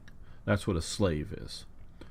And so if you're forcing Albanians to be McDonald's employees, which you may go, hey, I was a McDonald's employee, it's not bad. I wasn't. I've never worked never been in the food service. I've worked in the restaurant industry as security, but not as food service. But, it may not be, it's not bad work. Well, I'm not saying it is. I'm just saying if you're forced to work in McDonald's, you're some sort of slave. And so maybe they're going to, McDonald's needs a slave population to work in their restaurants around the world, and they decided to pick on Albanians, and there's enough of them and whatnot, so they're going to do that. And so that may be a negative for Albania. But if it's just modernization, as we might say it might be a good thing for Albania. So yeah, that is the thing. I do not believe these countries will naturally just develop. Some of them, I believe, and I've watched it definitely myself from the 80s. I mean, I was alive through all of the 70s, but a kid. And definitely watched TV with movies that were made in the 60s and the 70s and talking about what we would call the third world, and how they were developing and they were getting better and it was going to be good, and the UN and this development project in this country and in somewhere, not just in Africa but in other things, it's going to get better. And now I look at it and look at a place like, what is it called now? Myanmar? Or has it gone back to Burma or whatever? But I don't see any significant developments going on in Burma. Okay? I really don't. I see, if anything, regression. Now, again, I may be missing some stuff. And this doesn't mean that there isn't, at Rangoon or up in Mandalay here, or somewhere, that there isn't new skyscrapers being built, glass buildings, and a new sewer system and water system being built for that. But that is, in essence, a pseudo micro state in and amongst a country of very poor peasants. So sure, there might be a few real or just perceived beacons of light of development, but if you look at overall, I don't see Burma developing. I really don't. I mean, I may be missing it. Yeah, sure, Cambodia is much, much, much better than it was under communism, whether under the most terrible Khmer Rouge communism or under the sort of Vietnamese imposed communism after it and whatnot. But I actually sort of think it's somewhat backsliding now, but I may be wrong about that, where so yeah, a lot of these countries are not developing. And is it morally right that we allow these countries to languish in a dark age? Is it morally correct that countries should be invading these people, yes, killing people, and then bringing them to modernity? Is that the moral correct thing?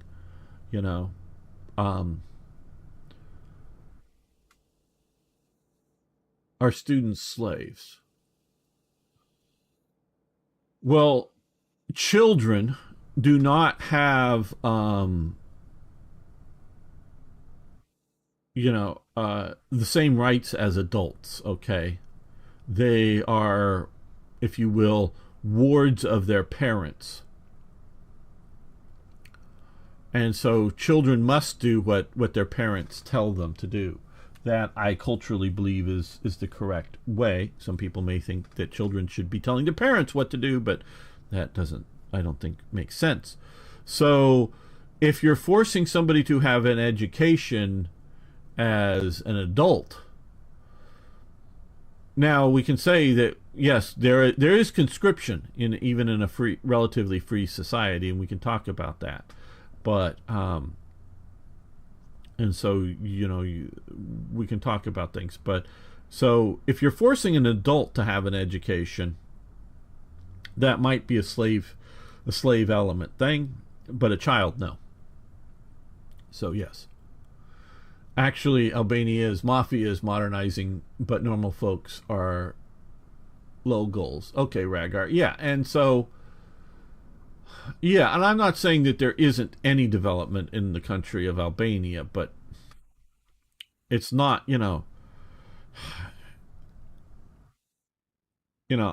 I hear, and this is something I recently thought of. If you knew that there was a child under the age of 5, but doesn't really matter the exact age. You knew there was a child, and it was going to die, and you had the power to save that child. You had the power to save the child.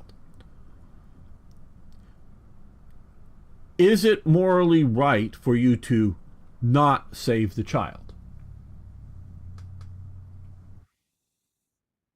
Oh, of course they're indoctrinating kids. You indoctrinate kids when you grow them up. Now, it's what are you indoctrinating them into? Into what set of values? Okay, Apache. What set of values? The school is an indoctrination. Raising children by their parents in their home is an indoctrination by definition.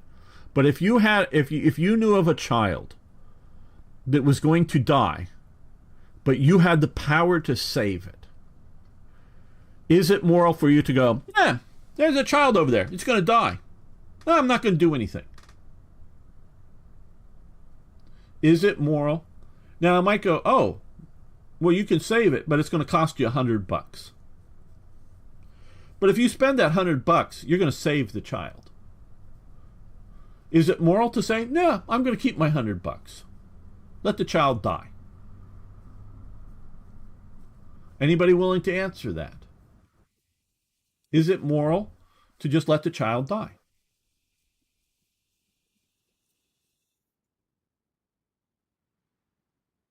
Hello, people over on Rumble. I see that there's maybe 12 watching. I don't know. You guys can say hi as well. Nobody's answering me. Is it moral? I think you're all thinking, depends on your morals. Well, yeah, but, that's what I'm talking about, your morals. Not, see, this modern, it depends on your morals. Yeah, I'm asking you, do you believe, is it moral to just let the child die by your inaction? It's okay for children to die. Okay. No. Hello, Project Divan. It's not moral. Okay. So it's not moral to, by your values. Thanks for playing along. It's not moral. So it's going to cost you $100 or to save that child. Okay. And you can do this. And you can spend $100. Now, that $100 is going to be spent on 100 bullets that are going to shoot 100 people to save that child. So is it now still moral to kill the 100 people to save that one child? 100 people are going to die. Problem is no one's willing to do something. Well, no, there's lots of people willing to do something. Is it moral now to kill 100 people to save that innocent child? The child's just sitting there. It's going to die. The child has done nothing wrong. But to save that child, you've got to kill 100 people. because they're stopping you from saving the child. Because, oh, I don't know, they live in Gaza. And they would rather see the child die and not have Israeli control. Or they live in Somalia, and if you come in with a neo-colonial force to build roads and railways and aqueducts and sewage systems and power systems, and you're going to modernize Somalia, and maybe this child isn't even born yet, but will be born in 10 years, that if you're going to show up, whether it's waving an American flag, waving a UN flag, waving an Italian flag, waving some flag we don't know yet, and are going to come in and they're going to modernize Somalia. And these people are going to oppose you. Some people are going to shoot back at you, and you've got to kill some people doing this. Now, you can be very, very nice about it and try to capture any of those that you can that, you know, are going to oppose you and put them in a camp. And it can be a nice camp. But if you let them out, they'll try to kill you some more. So you've got to keep them in the camp for the rest of their lives. Because whether it's Islamic Jihad or their tribe or whatever the reason is that they're opposing you, they're going to oppose you, and they'll do it for the rest of their lives. So your choice is either to kill them or keep them contained in a camp, in a prison, in a whatever. But you're going to save that child because you're going to change the country. There will be no famine.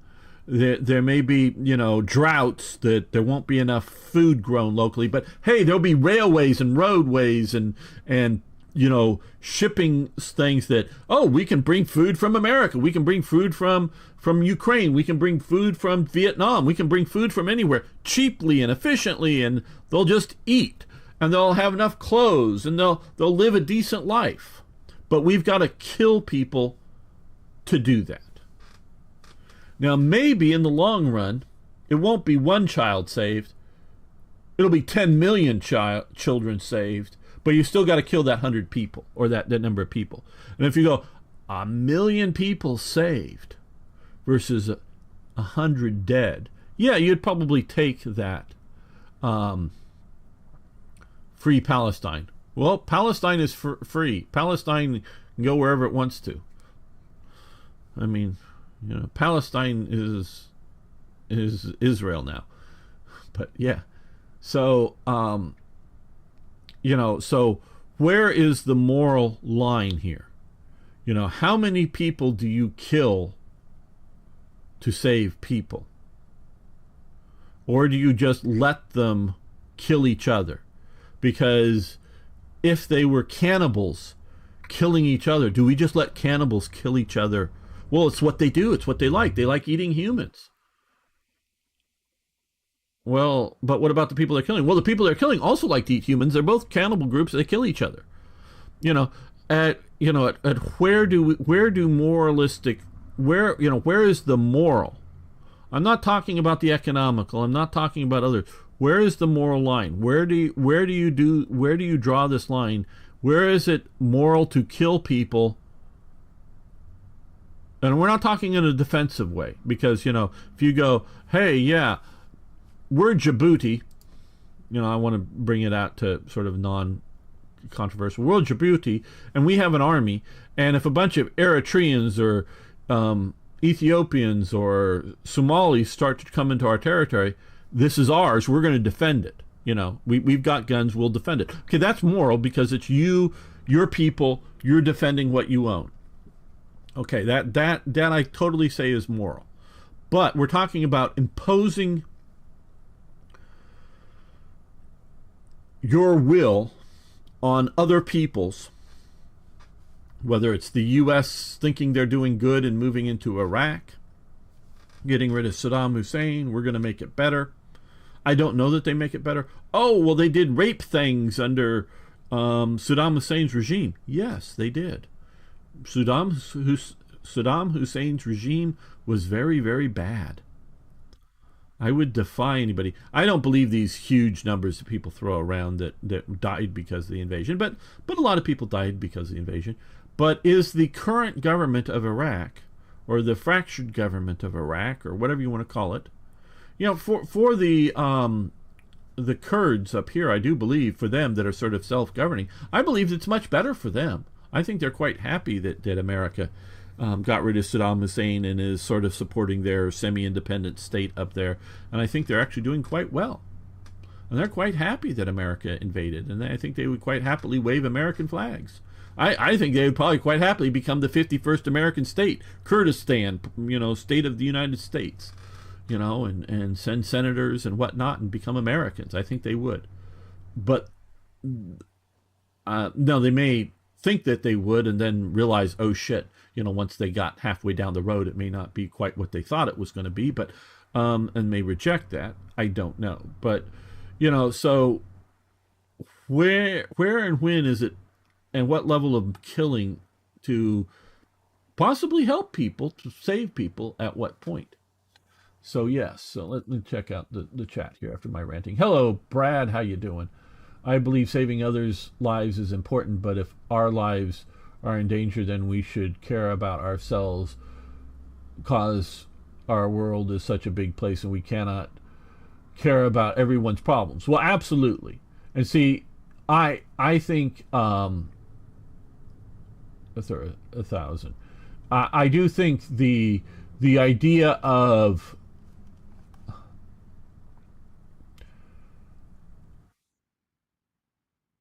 how do I put this?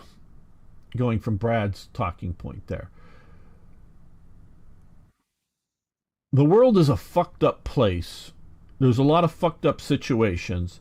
And whether it's the United States or the EU or just Britain or France or China or whatever, if they just periodically come in and shoot the place up and sort of briefly take it over, they may not be doing them any favors. They may actually be doing more harm than good. But if they were doing it in a true colonial sense, and not necessarily as well, when I say colonial, I don't necessarily mean that they're going to send a lot of population to colonize the locality. They're going to need to send some population to maybe culturally colonize, meaning schools. So they'll need school teachers. They'll need judges. They'll need the infrastructure over them. So there will be some people there, but it's a cultural colonization of it, not necessarily a population replacement colonization like we see in the Americas, because it's not just America. Realize it's Mexico, it's Colombia, it's Brazil, it's Argentina, it's Chile, it's Peru, it's Venezuela. Those people, all these people are mostly European descendants. Now, places like Mexico and Peru, there's a significant mixed population, that have individuals have ancestry, both pre-Columbian peoples, Indians or whatever you want to call them, and Europeans. It's genetically mixed in a lot of cases. But, a lot of these people came from Portugal or Brazil or France or other places too. So it isn't just America that's a population colonization situation. But if you're looking long term, and you're not necessarily the United States or the whatever is going to do the whole world, is you take a section of the world, somebody, I don't know, like Italy takes, like Somalia, and have that as their colony. Not the whole world, not the whole of Africa, just part of it, and that they would be responsible, unlike maybe their earlier things, for actually benefiting the lives of the people and developing the country, so that these people become a hybrid of whatever the local Somali culture. It's not exactly Arab. It's not exactly sub-Saharan Africa. I mean, it is below the Sahara, but these sort of people, a hybrid of the current culture of these people, and a mix of Italian culture or whatever. It would become a hybrid cultural element, have a mix of things, and go forward. So it's not everywhere in the world. It's some places doing something, and so yeah. Can't say anything. Okay, you can nuke them. Yes, you can nuke everybody. This is like a rail question. Both are bad either way. Yes, pick the lesser of evils. Yeah, but what is the lesser of evils? Is it the 100 dead today or the 1,000,000 dead in 100 years? What is the lesser of evils? And you don't know that. And it is like that rail question. Do you when the Spaniards showed up, the Aztecs were both cannibals. They were cannibals, and they did mass, as in like thousands or tens of thousands of human sacrifices, like in one day or 1 week. And the cannibalism, yes, it was mostly just eating the heart. It wasn't necessarily eating for major amounts of protein, other people's. But these were human sacrifice cults, okay, that would raid other peoples around them and capture them and then sacrifice them to their gods. So I would call it straight up evil. I mean, I would call it straight up evil. I know modern people would say, well, these were just the indigenous people living their true authentic selves, but I would call them straight up evil. And so the Spaniards come in and stop this evil. And we can talk about the Inquisition, and we can talk about Spanish behavior. It wasn't perfect. I'm not saying it was, but it was what it was, and it was what the time period was like. And they come in and they stop this great evil.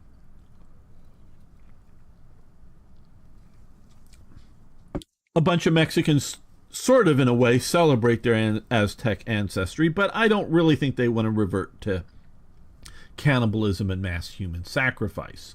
They sort of want to remember the good bits, shall we say. So I would say, on the whole, Spanish conquest of Mexico, which really it's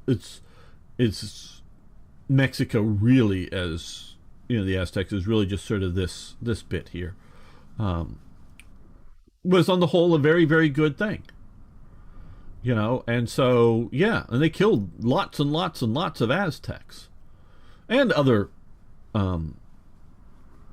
indigenous population groups here. Certainly, they killed lots of them, and they forced lots of them to work in mines, silver mines primarily. But, yeah, they weren't, they were about saving their souls more than saving their lives, but whatever. So it's not like all good, but it's much more good than what the bad was before it. So, this gets into, it's a hard question maybe to answer, but yeah. So let's see, did something change YouTube algorithm because I see random videos with 10 views or streams? It doesn't display. Yeah, Brad, my views are all over the place. Some videos are doing well, some videos are doing badly. I don't know. Okay, Project Divan, hello, if I haven't said it. Depends on the general progress of humanity and the effects of the action. Historically, enhancing academic sector help. Severe nationalism views and thus helped and improved the country. Yes. Hello, Holiday Punch. I'm doing very well. Hopefully you are. So yeah, it's tough moral questions, and I'm not going to pretend otherwise. I don't have the answer. Definitely by the 19th century, and I know the history related to Britain better, there was definitely a strong move in its colonial development for do-goodism. Not just, oh, hey, there's a resource in that hill out there, I want to conquer it, and then I want to convince in one manner or another, whether it's through money, food, or force, some locals to mine that stuff, and I want to take it out of there. I mean, that's maybe where a lot of it starts, but there's a lot of do-goodism that comes along with the colonial empires. And we're seeing the situations, we're seeing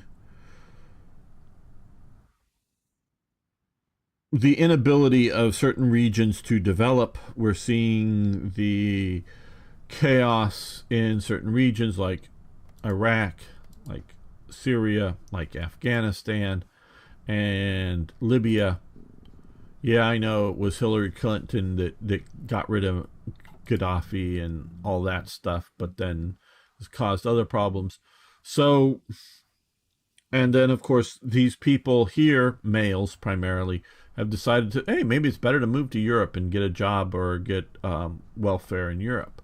So, oh, the world and its problems, holiday punch. So, yeah, it's, you know, nowhere is in isolation. Oh, but gamer, there's some islands, Spratlys, that people don't have. Yeah, okay, yeah, obviously there is a few, but everywhere is in context, and that is what is important. And so,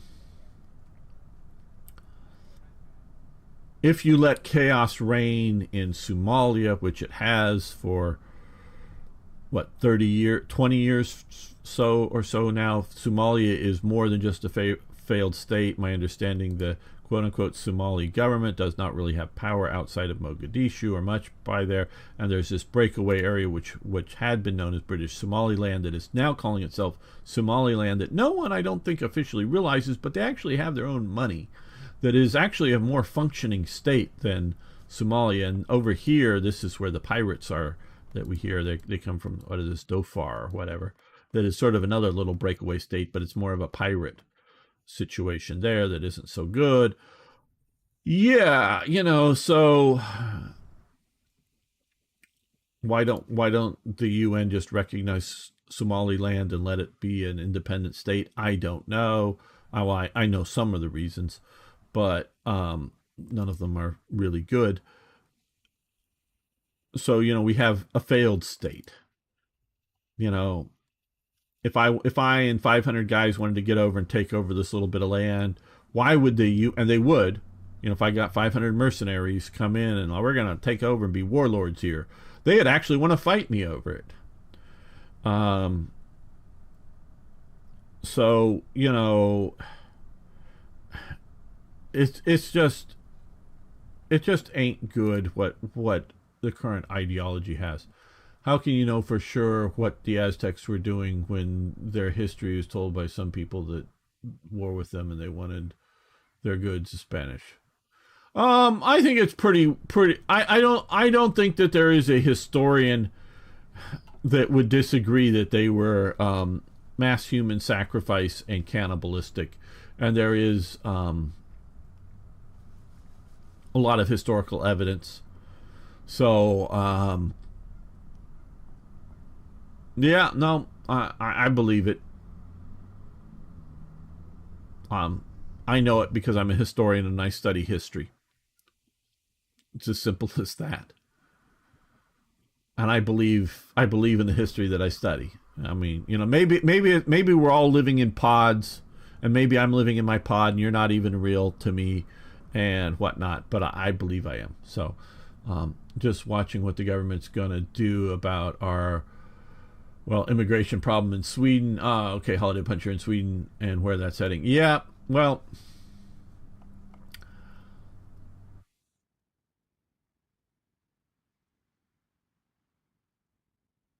Europe has made and it was sort of not just Merkel, obviously, because it's everywhere, but Europe has made some very bad decisions. And they're going to have some very ugly times coming. And I think it's going to be very, very ugly. I don't know that the Europeans are ready for it. I think the European leadership has failed, which I think, is going to be, unfortunately, the far right rising again, because the largely centrist European leadership has failed and unwilling to deal with it. The crime waves in our country are just skyrocketing. Yeah, they're going to. Microcountry would protect original cultural and genetics, or would they seem massive problems? Well, there's all kinds of things that are a problem. Okay, well, let's actually get to making. I do like talking to you guys about my thoughts on history and everything, but I do want to get to actually playing some of the game too. So back to the game. Welcome back, fellow armchair generals. This is Gamer 1745, and we're going to actually try to make some progress here. Okay, so here we go. We've moved into here. Now let's take a quick look here. We have railways. We're having supply problems here. This is 2 days remaining, and I don't know where we're going to get the supply situation here.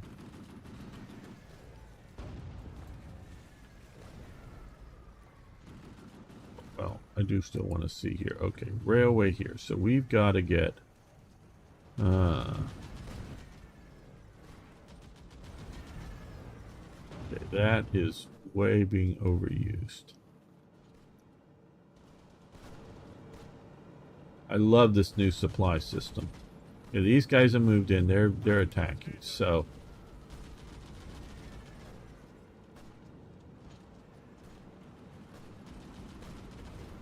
Huh.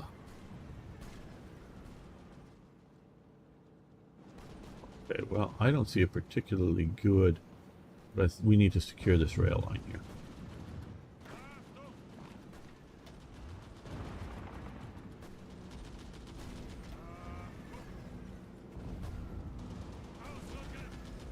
Okay, let's try this.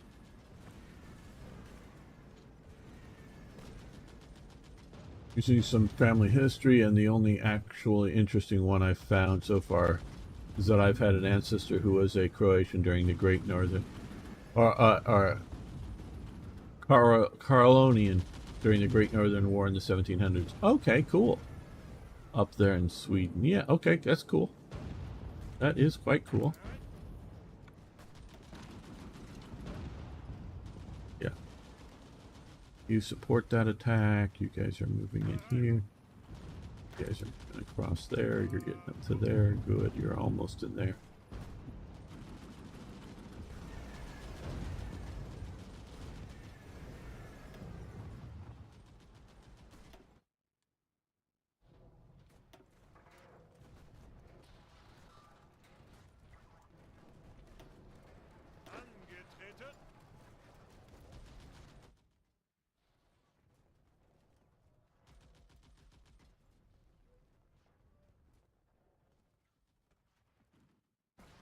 Complaining about winter. I don't know who's complaining about winter, but okay.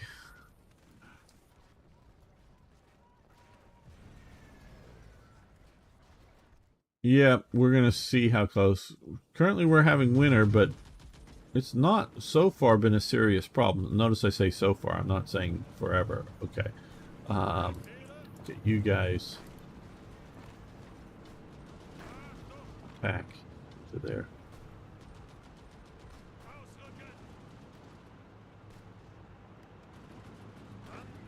You guys support the attack. Now we're hitting them from two angles, two provinces.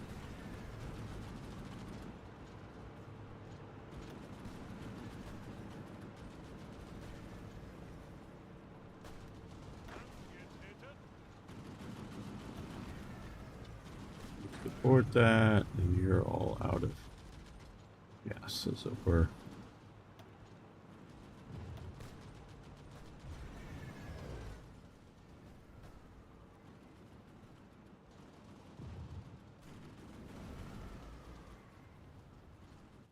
Who's trapped in Estonia? Is that who's commanding out here? I don't know. Could be. Yep. I don't know. Now, I don't know if he's trapped there or just these divisions are assigned to the same guys out here. Let's see. Who are these guys fighting? Oh, no, that's... I don't know who that is. Federinsky. Don't know enough. And another. Yeah, so, yeah. Zukov does look like he's trapped out there.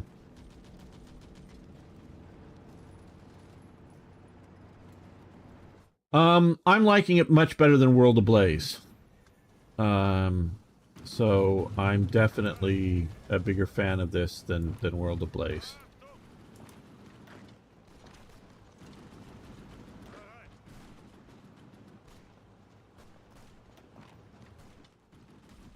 Now it's more detailed and it's a lot to learn. So I can understand someone going, hey, yeah, this is a bit much.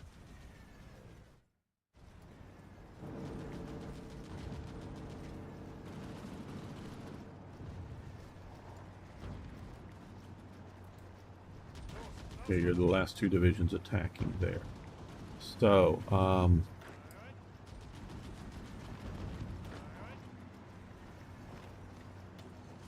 you're retreating. How are you doing? You're reorganizing. You're near shattered. You're near shattered.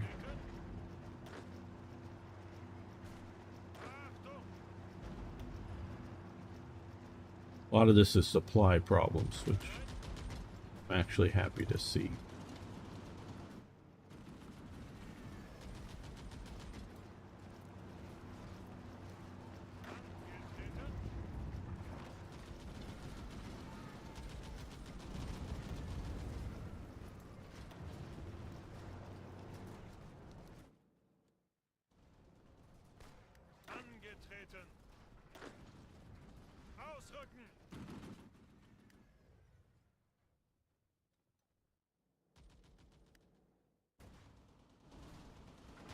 How are we doing down here? Pretty good.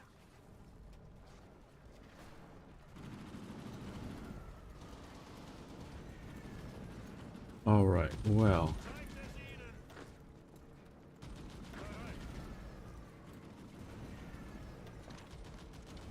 You support that attack. We're going to wait for these guys to get to there, which is going to be very soon. Before we push on him. Oh, well, these guys can start crossing the river that way.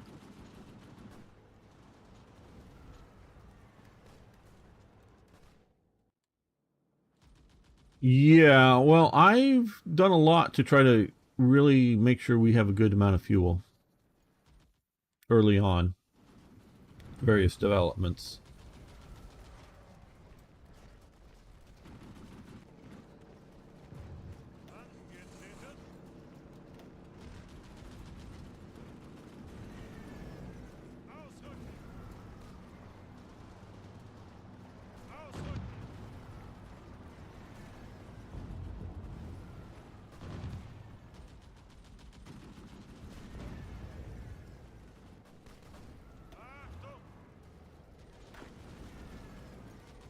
They're moving north to occupy this, so what we're going to do is we're going to attack there.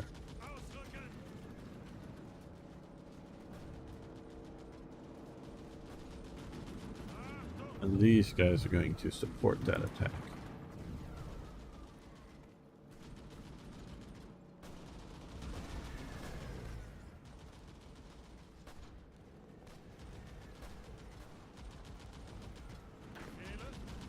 These guys are in good shape, so they're going to push. I see all these guys sort of retreating there, but we're going to push here.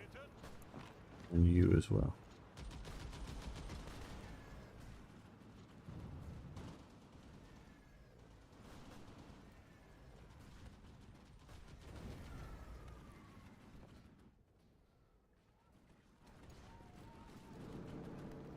Okay, these guys are going about as deep as I want for the moment. But here,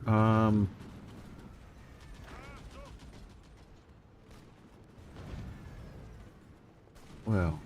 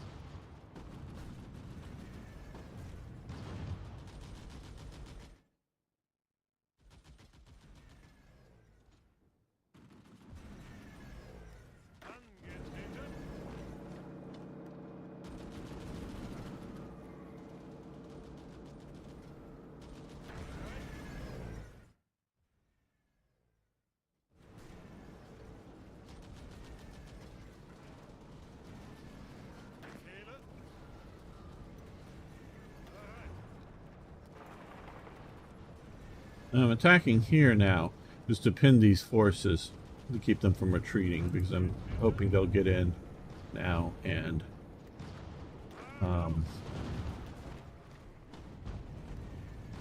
cut them off from retreat.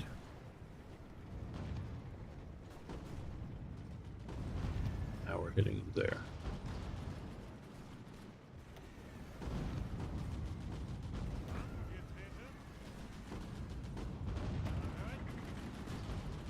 Okay, you guys are retreating, so you hit there.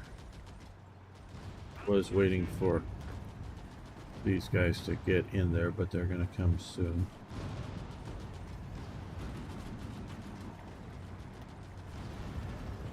Keep moving once you get there.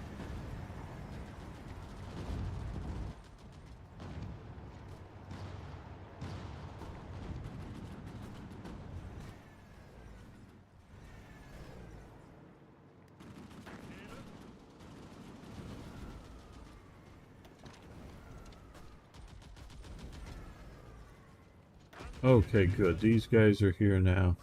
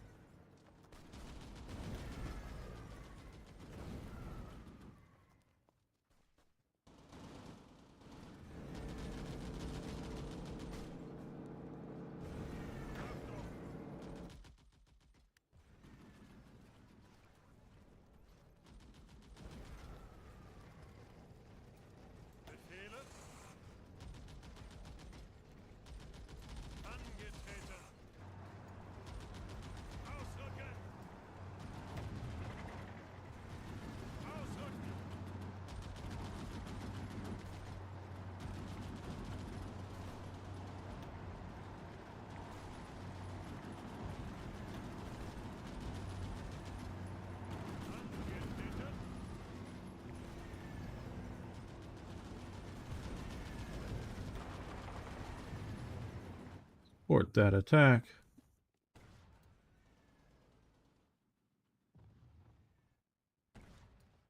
Well, I am pushing here. I don't... I mean, they're counterattacking here.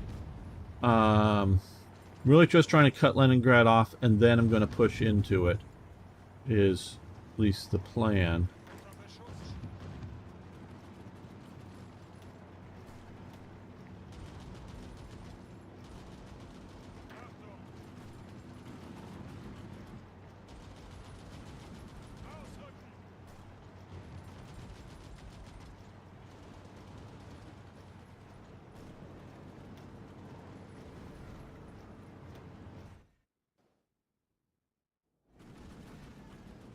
A lot of what I'm doing, quite honestly, is just opportunistic. Is seeing what I think are good places to. I have, you know, superiority to be able to attack. I mean, they're not always maybe that's the case, but I'm looking for that and trying to push where I can. Okay. You guys, and yes, you push into there. Start that attack going.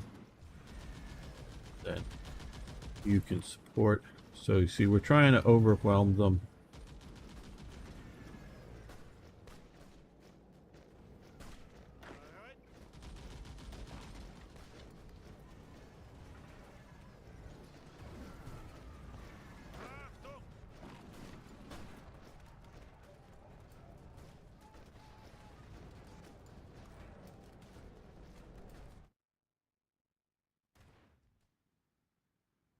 Ask Italy. Well,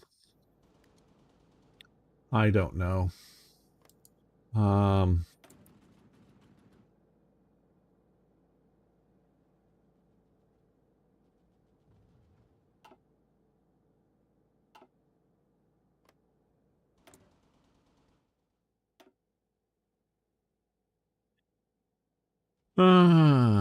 going to let Italy be Italy.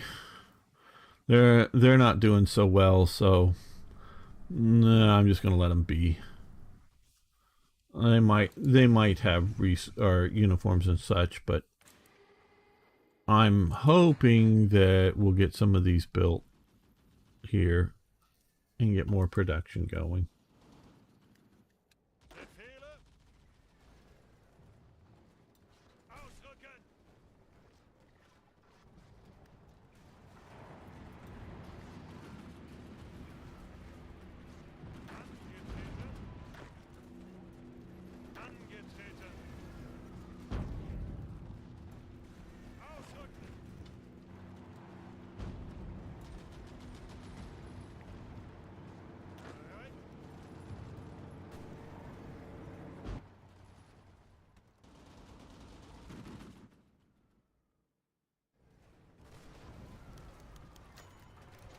Okay, let's see. Hans has gained enough experience recently following. Okay.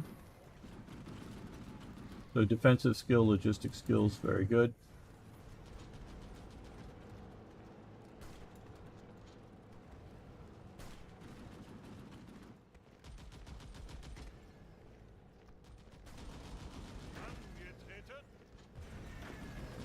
Guys are taking forever to get across the river.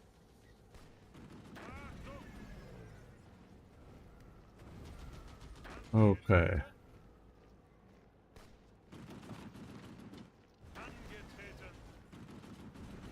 You guys move into the empty province, and so should you move into that empty province. You two attack there.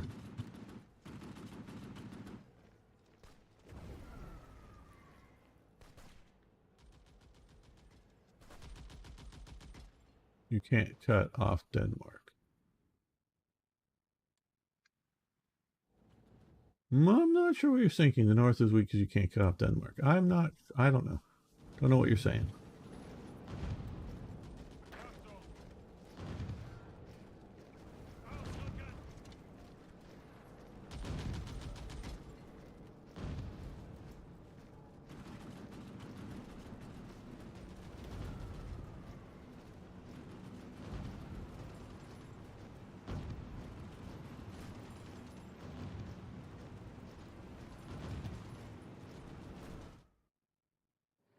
Oh, good. We just made it into here. Very good. Okay, you guys stop.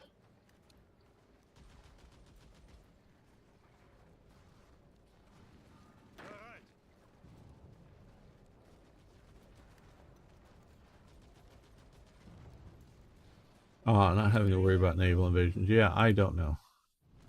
Okay, well, let's get you up to here, because I am worried about supply concentrations here.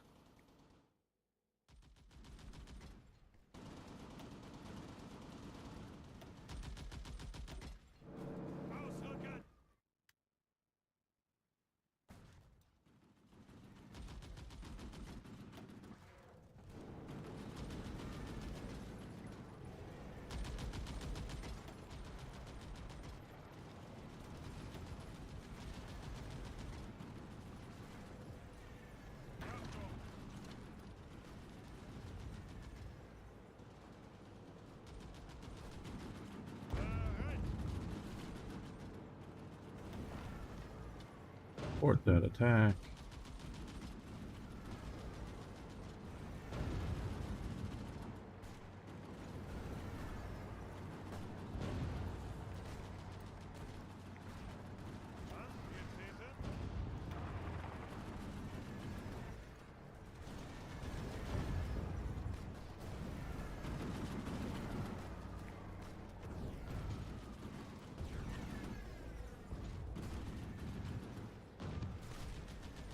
Okay, well, now is the time to hit here.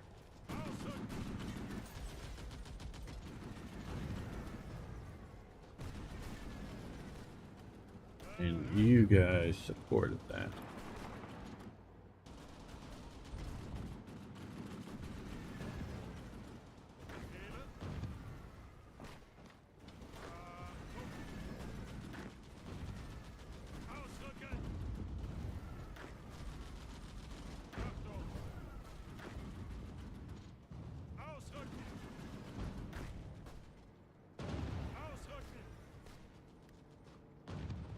Whether they brought up more divisions or they're retreating out. I think it may be retreating out. They've gotten much more than what...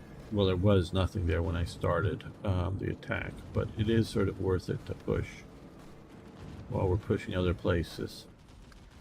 Size up some of their divisions.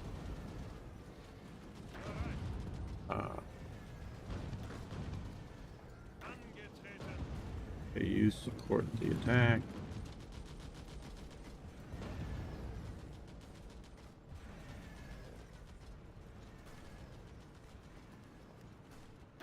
Okay, these guys have made it into there, so yeah, pushed here.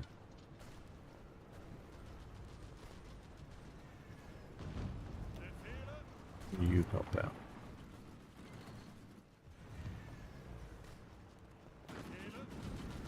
Well, you go that way.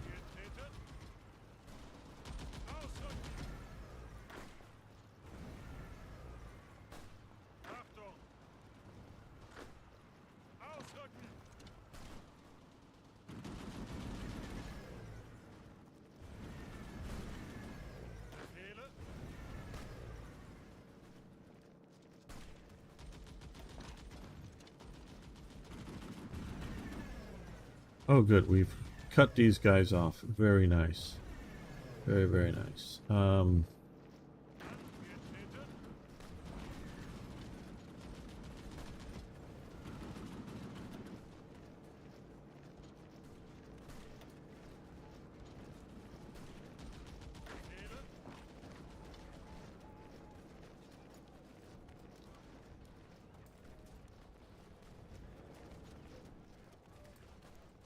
We have free factories. Well, let's... I know what I probably should do is... Yep, uniforms.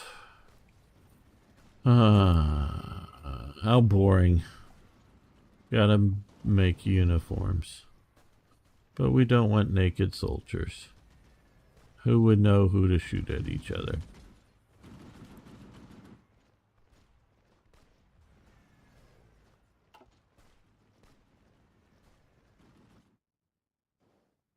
Well, the problem with sending more divisions up here is supply. See, I really like this new supply mechanic here. We're having serious supply problems. So sending more divisions to there is not necessarily a good thing. I would like more divisions there, but...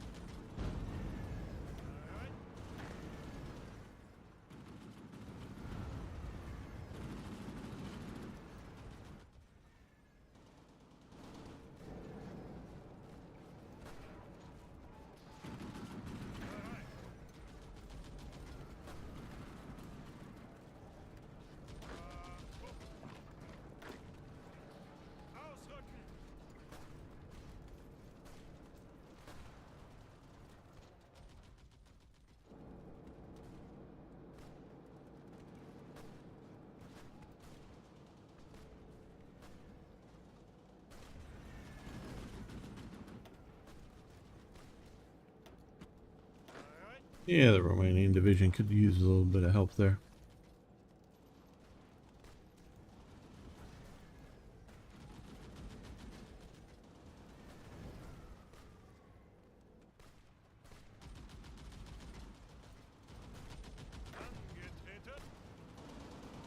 We'll get there sometime.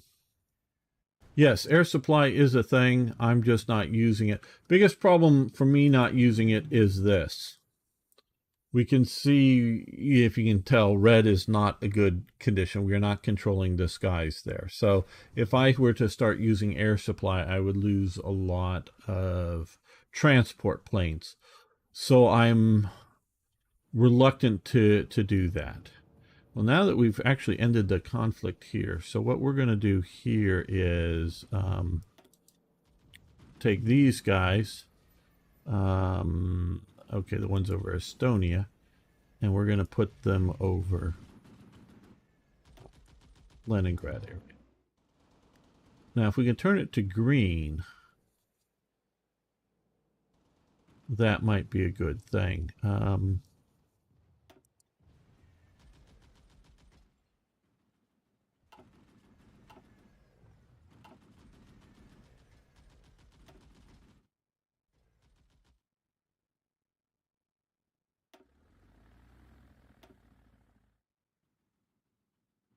Well, let's try these over here now that we're going to.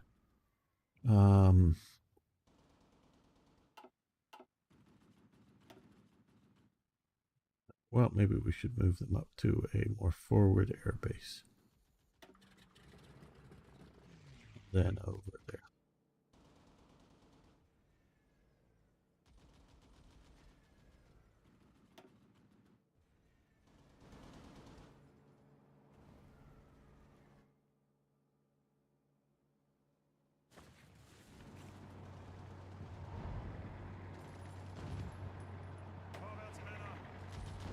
Stop attacking.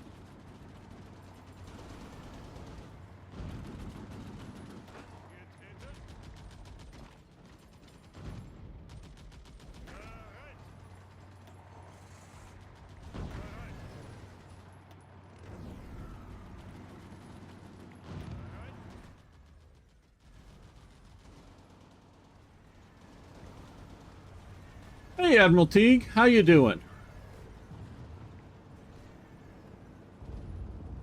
Okay, so here we want to go there. So let's back here.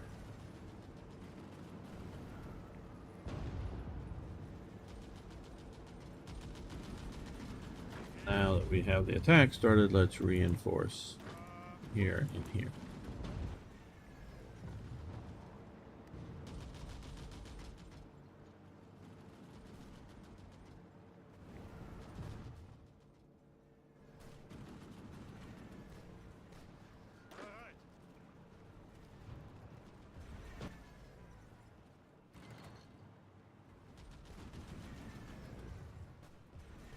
Yeah, we're hoping to win the war.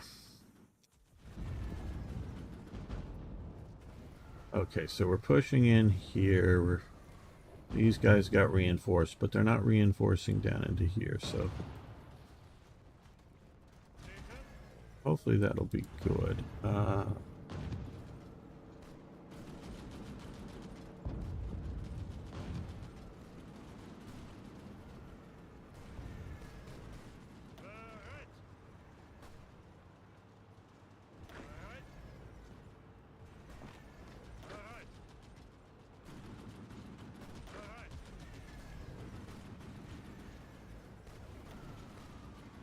Put that division that way.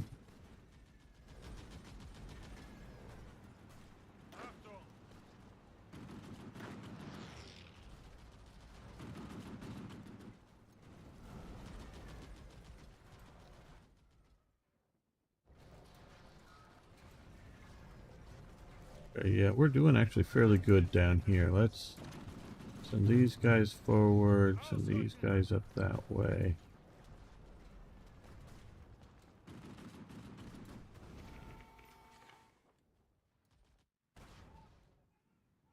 Now, how is the rest of the world doing here? Okay, let's see. Well, the Japanese have landed in the Philippines. There's some U.S. divisions, there's some Philippine divisions. It's going pretty good for the Japanese, actually, it looks like. They've landed down here. the Dutch East Indies, Borneo, Sumatra, down in Java. Right, so they're doing pretty good there. But Italy is not doing so great. Well, it's sort of stabilized its North Africa front, I guess. So that's doing okay. How are the maritime patrol aircraft going? Well, we can take a look here. We are operating a bunch out here. We're controlling the air over the seas here, which no engagements, but earlier we were helping the Italians sink a bunch of British forces. Let's see. Let's check out our reserves. Do we have enough to deploy more units? We're getting some more fighters. Okay. Okay, we're getting some 109s that are in reserve. Just a few here. Naval bombers. Well, we've got 22. Not enough to do a new operation. We are patrolling out here with some. We're not doing great with the air war over Germany. Red is bad.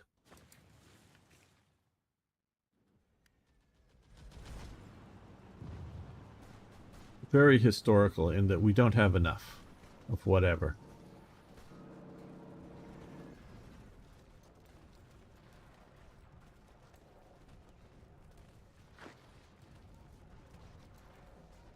Those guys are almost there. Okay. You move north to there.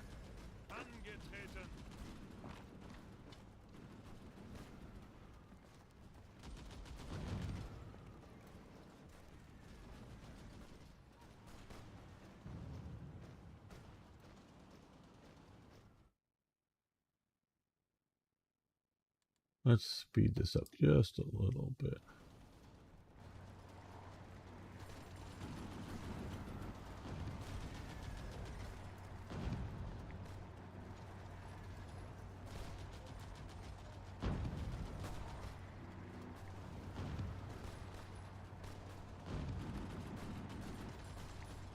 Yeah, I don't quite think that that's, I mean, yes, that's silver lining of a cloud, you know, cloud kind of thinking for sure.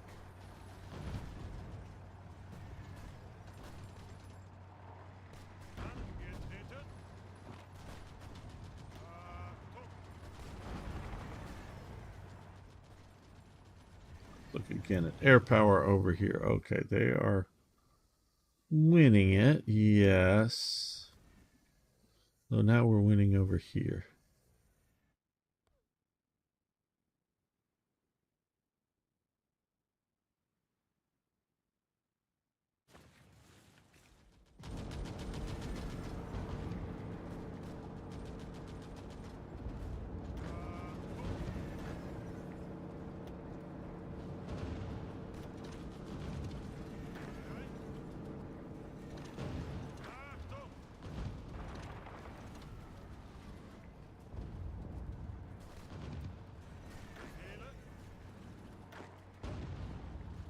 Well, you just support that attack, I guess. The United States is called Cuba. Oh, great. We've got Cuba as our enemy now. Well, we've lost. Yes, when we finish off the Soviet Union. I mean, look. You know, this is about as deep as Germany did get. Yes, in 42 they did do the Stalingrad offensive down here and push down into, you know, into this area here, but we're well ahead of schedule down here and whatnot. But when you look at the scale of the Soviet Union, yeah, this is a slightly bloated map because the way they map the Soviet Union, but you can look, this is what really matters in here. There's lots of industry that either was already there or gets moved to there. So we're not really that deep into it. So, you know, if I could get Stalin or Leningrad up here in the north, they give me a great supply port. But until I do that, we are having nothing but problems here with supply.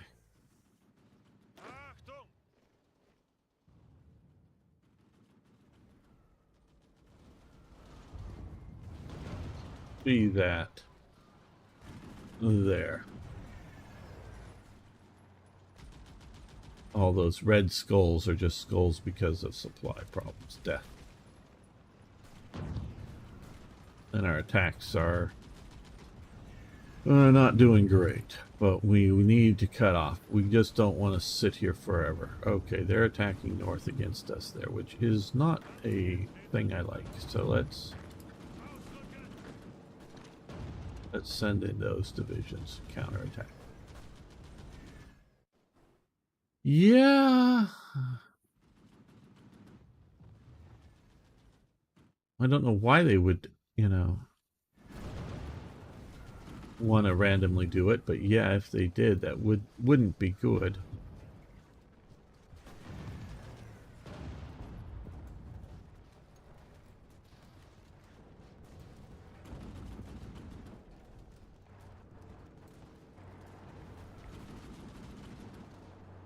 Yes, here is Moscow. I'm not driving there hard because we have all these guys we're fighting in here, and so I want to get that city and clear out get the railway to there, because that'll really help us with the supply situation.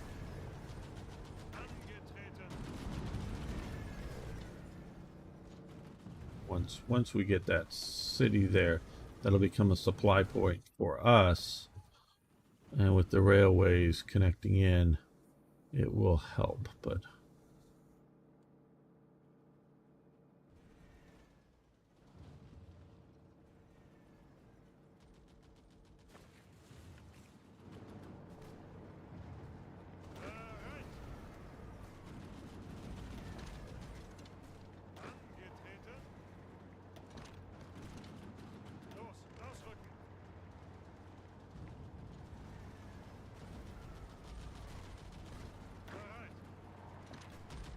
you move back north. You move north to there.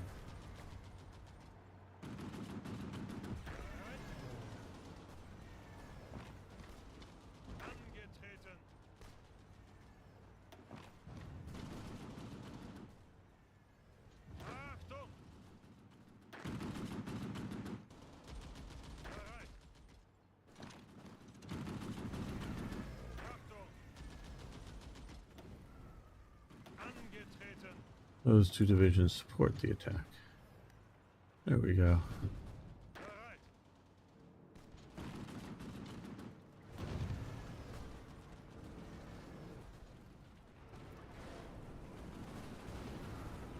Okay, well, we stabilized this. You guys go to there.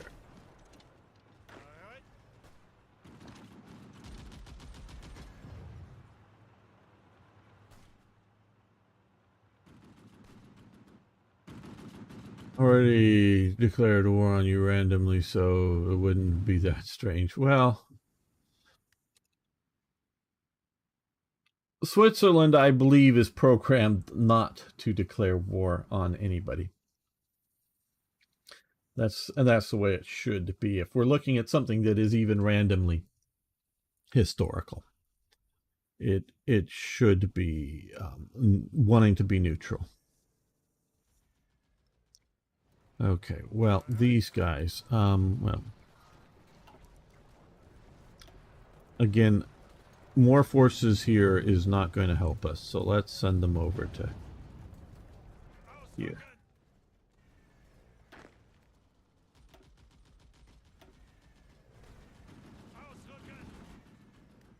Via railway.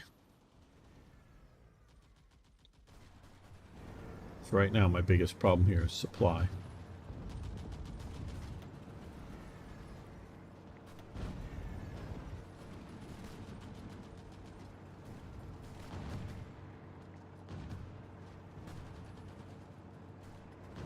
And I think we're going to end the episode, not the live stream, of course. Live stream will continue, but I want to end the episode here. And I want to thank Tim, Strongarm, Niagara, Timothy, Sir Toyjet, Gary, Garrett, Marcus, Folk, and the great Hoffmanator for support over on Patreon. But all I ask you guys to do is, smash the like button or lick it. You can lick it. And if you're new around here, of course, subscribe to the channel.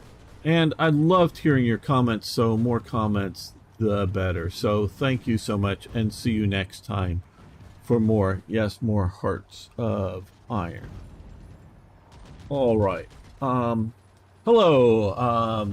somebody who has an Arabic name and writing in Arabic. I'm sorry, I do not read that language. If you want to repost that in English, that would be appropriate. You could, of course, Google Translate it. So,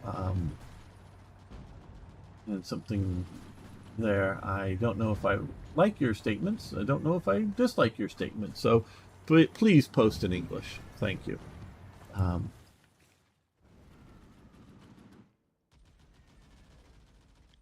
And again, hello people over on Rumble. Looks like we have 12 people watching. That's nice.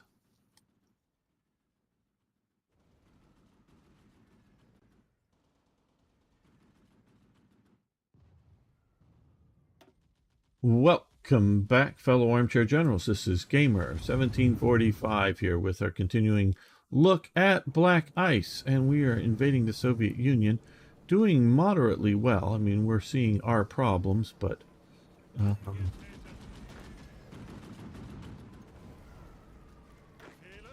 doesn't mean that there's overly many problems here. Okay, so this division. I want to keep pressure up on these forces.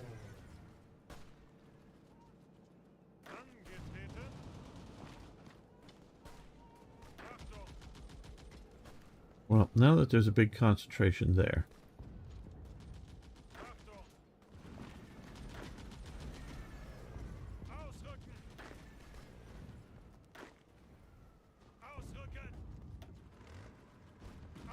Let's attack there. We did finally get into that city, which will help us a lot with supply. Well, if you're not going to be... I don't know what... Arno, are you still around, Arno? I think you need to ban the Arab speaker, unless he's going to post in English. Or I'll do it, I guess. I don't know if you're still around, Arno, so... Let me come over here and do this. Oh, okay. Oh, Arno's doing it. Great. I see you doing it. Okay, great. Thanks, Arno. Yeah, I want people to be able to read whatever is being said. Thank you, Arno. Do appreciate it.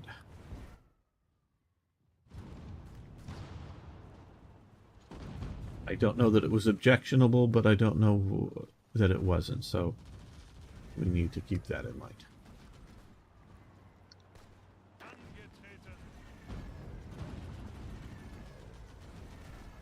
Yes, Arno is a great moderator. Good, thank you, Starstreak. Yes. I just have concerns. Okay, we got 2 divisions here pushing into there, not doing well for us. But what we're going to do here is strike north.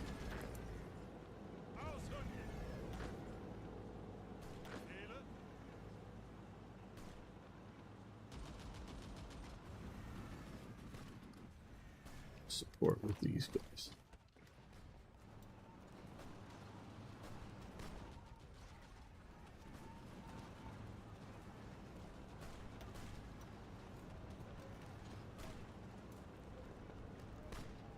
They are still holding out there.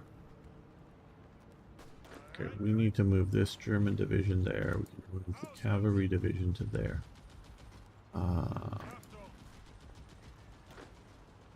We're going to let them time to organize up a bit.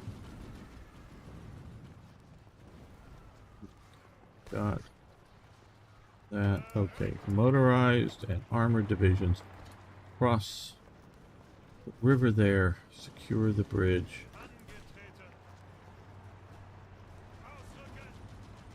You guys can move that way.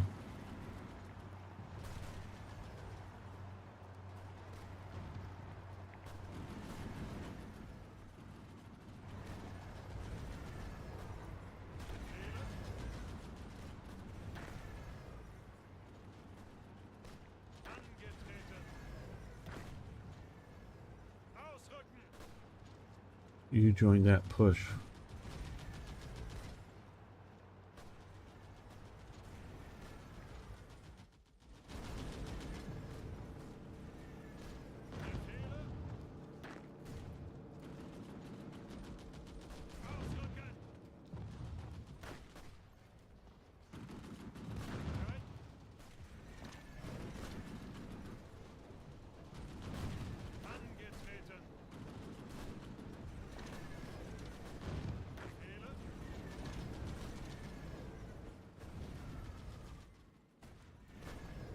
Now that we have here, we can see, well, we have 33 divisions trying to supply from this point, but we're doing 20, so it's very helpful that we have that position.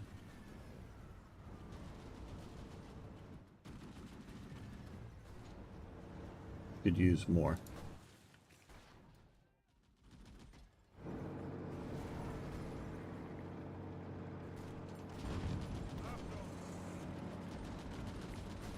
Okay, they're pushing us back here. I don't like that. Okay, well, you guys come south.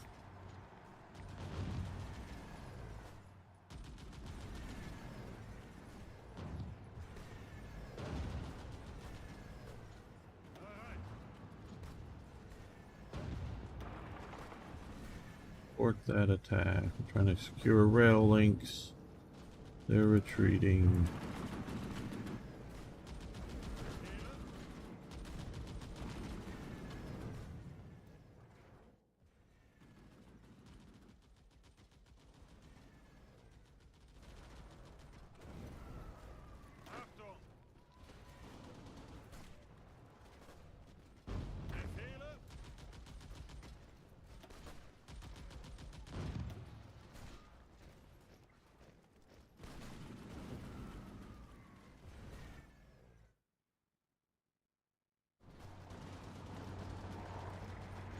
All of these white flags retreating are all because of lack of supply.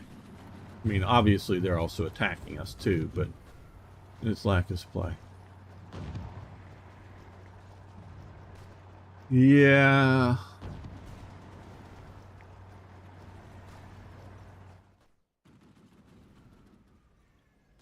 I mean, I have a guess as to what was being said there, just because current events that are going on.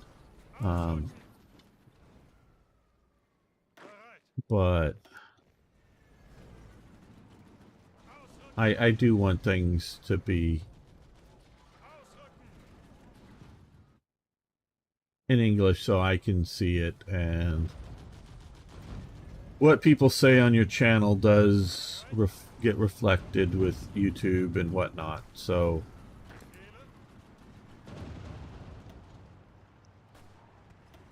it may have not been anything bad, but I have my suspicions.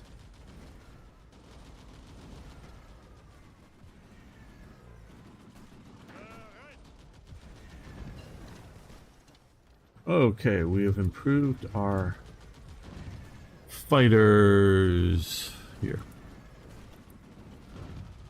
Okay, so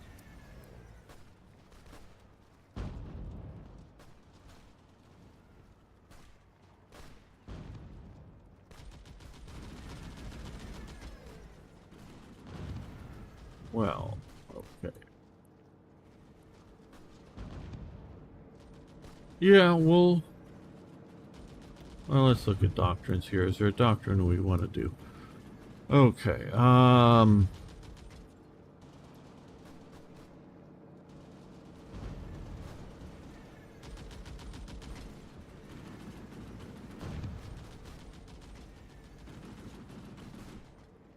Yeah, we'll do that instead. Okay, and yes, we will boost it with.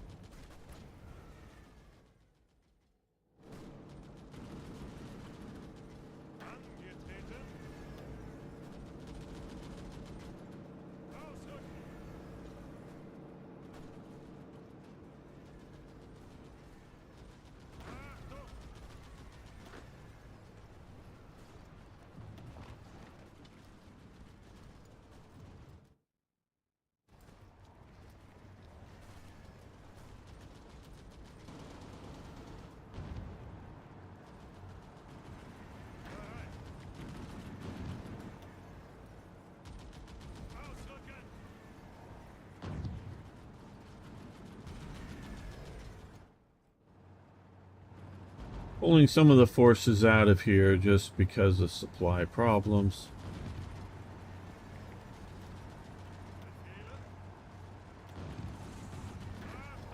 They're just all about done in.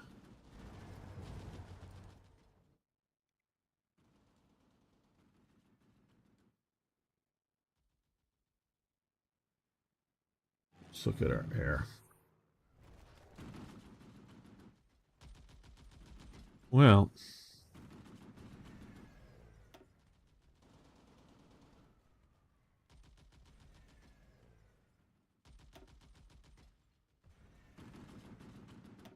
let's create a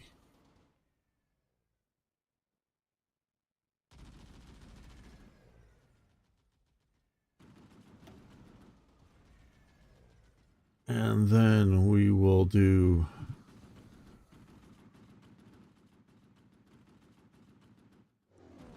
let's do that to there because I'm willing to try to air supply into the green zones to help out, but I don't want to air supply into the red and get all of my transports shot down. Doesn't sound like a good policy.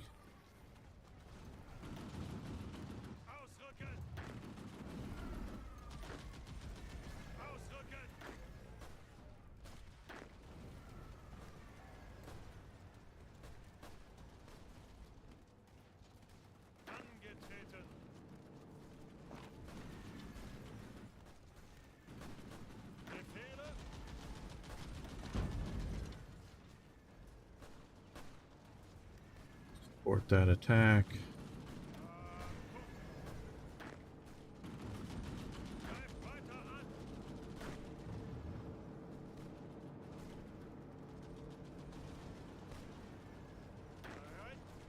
Coming up to support them.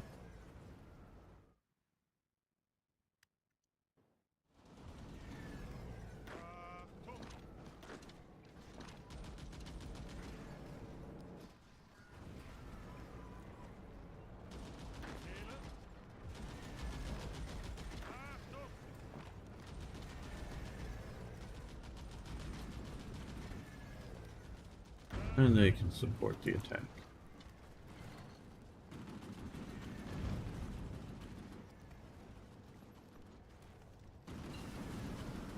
Ah, tigers have been finished being researched. Now let's take a look here. We are still researching. We should be. It's look here.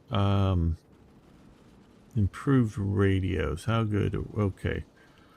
20 days left. No, it's 46 days. So we got 46 days before we got improved radios,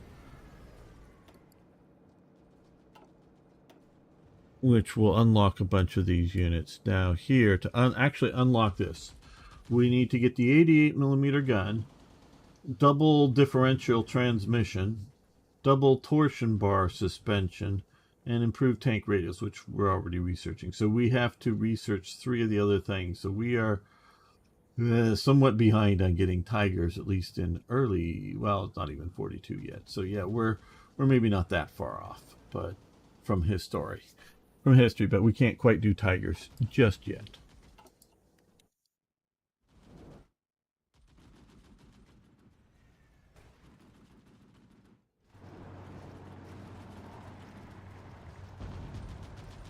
Well, now we're facing... There's one division there, so they've lost their concentration of forces. We are having a bit of a supply problem, but I think if we attack with these divisions now, we might cut them off. Let's try it.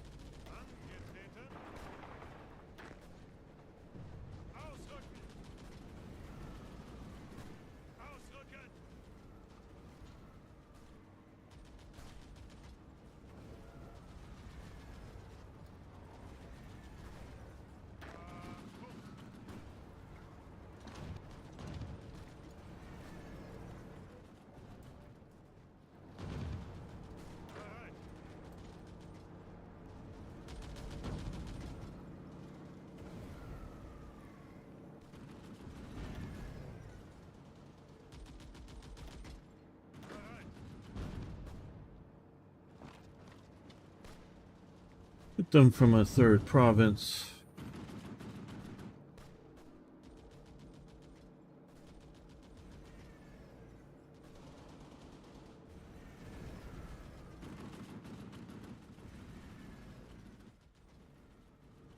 Oh, did I push? No, we just pushed in. Okay, well, we have a weak spot there, so let's see what we can do about it.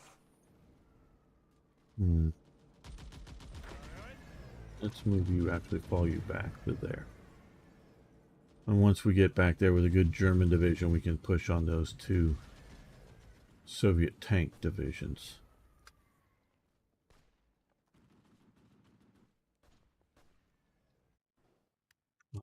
Do some research. Okay. More tank design research. Good.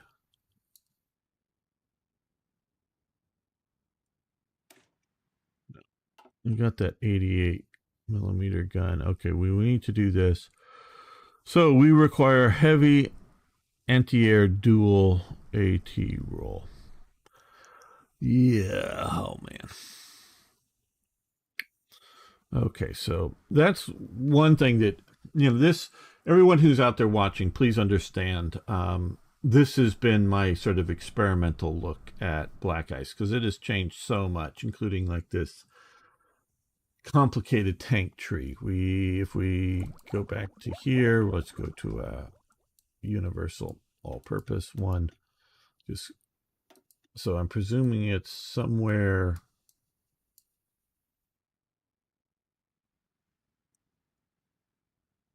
there. So we've got to get that one done before we can do that other one. So, well, we're not really behind on it yet because it's a 42 and we're not even into 42 technology. So this is a complicated, and I'm not saying unreasonably so, but it is definitely heavily complicated. So we need to find what we can research here. F2 turret. Yeah.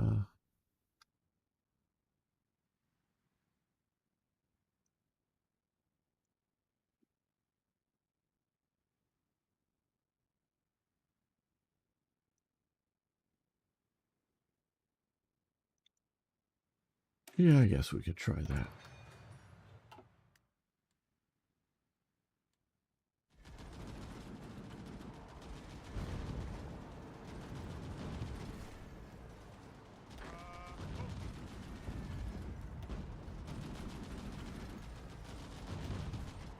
The point of this attack was to get them to stop attacking these other places, but we're going to keep it up because this is something of a weak situation here.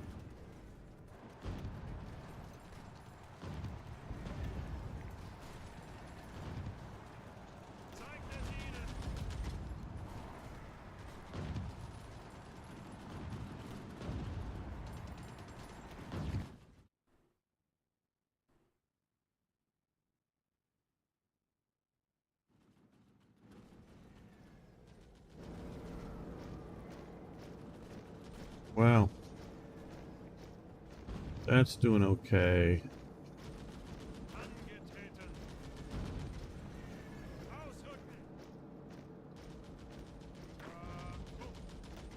Let's do 2 of these divisions also joining the attack.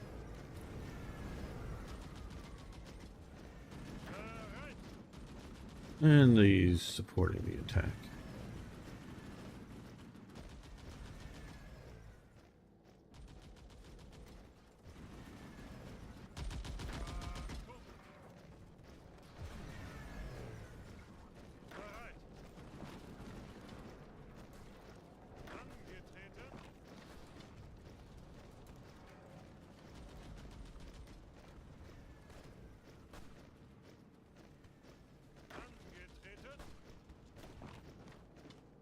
They can support.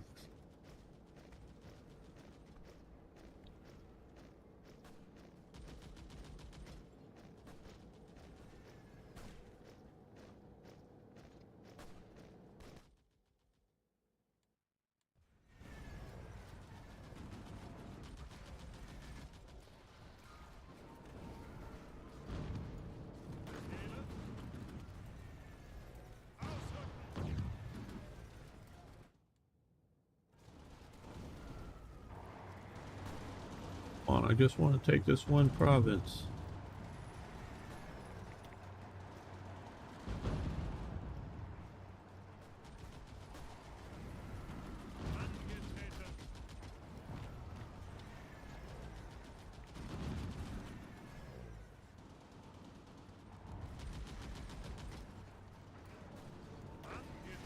Now you guys attacked there.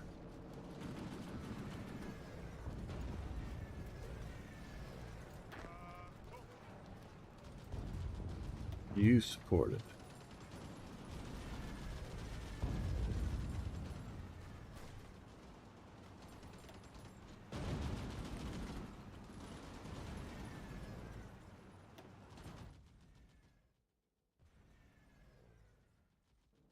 Hello, folk. How you doing, my friend? Yeah, and it should place heavy attrition on attacking and moving. I do want to cut off Leningrad. That is a strong goal of mine. Otherwise, I'm looking for mostly green attacks. I know this one isn't, but I'm looking for where we can attack with advantage.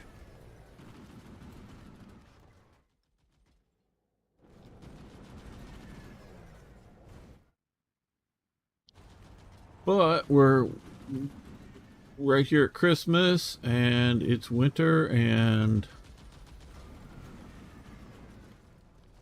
yeah, that's what's going on.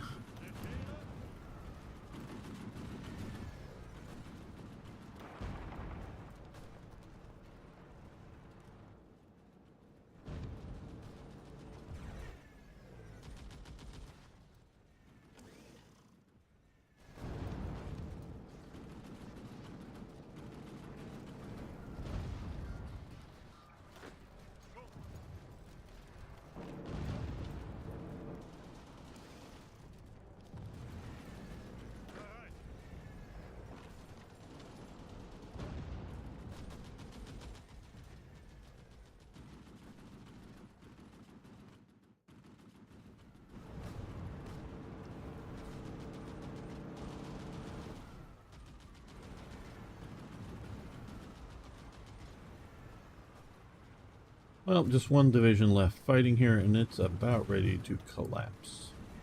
So that is good. You guys start crossing this river.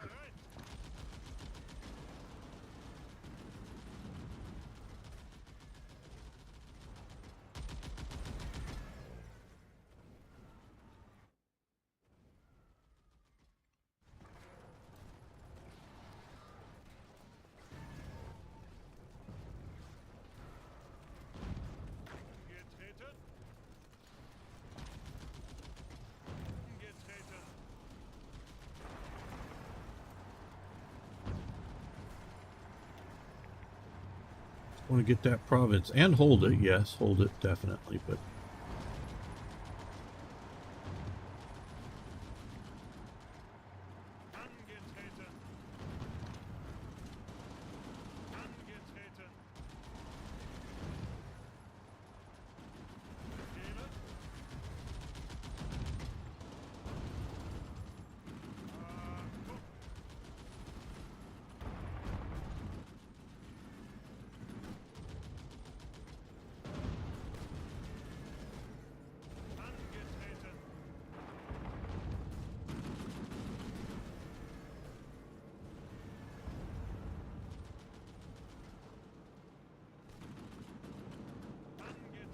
well, good. We've got across. Well, we've got to there. Now, I'm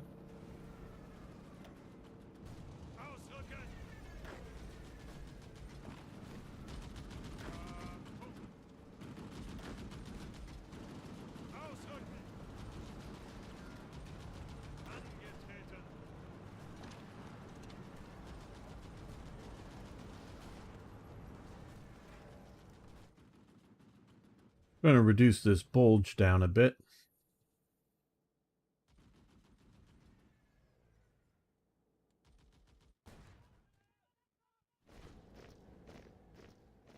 Okay, good. Well, now we have this front line sort of solid here. So, with a couple of German divisions here. So we're going to attack.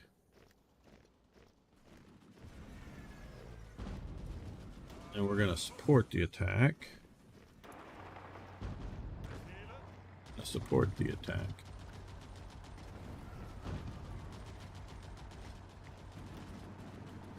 There we go. Got it green. Hopefully we can push them back.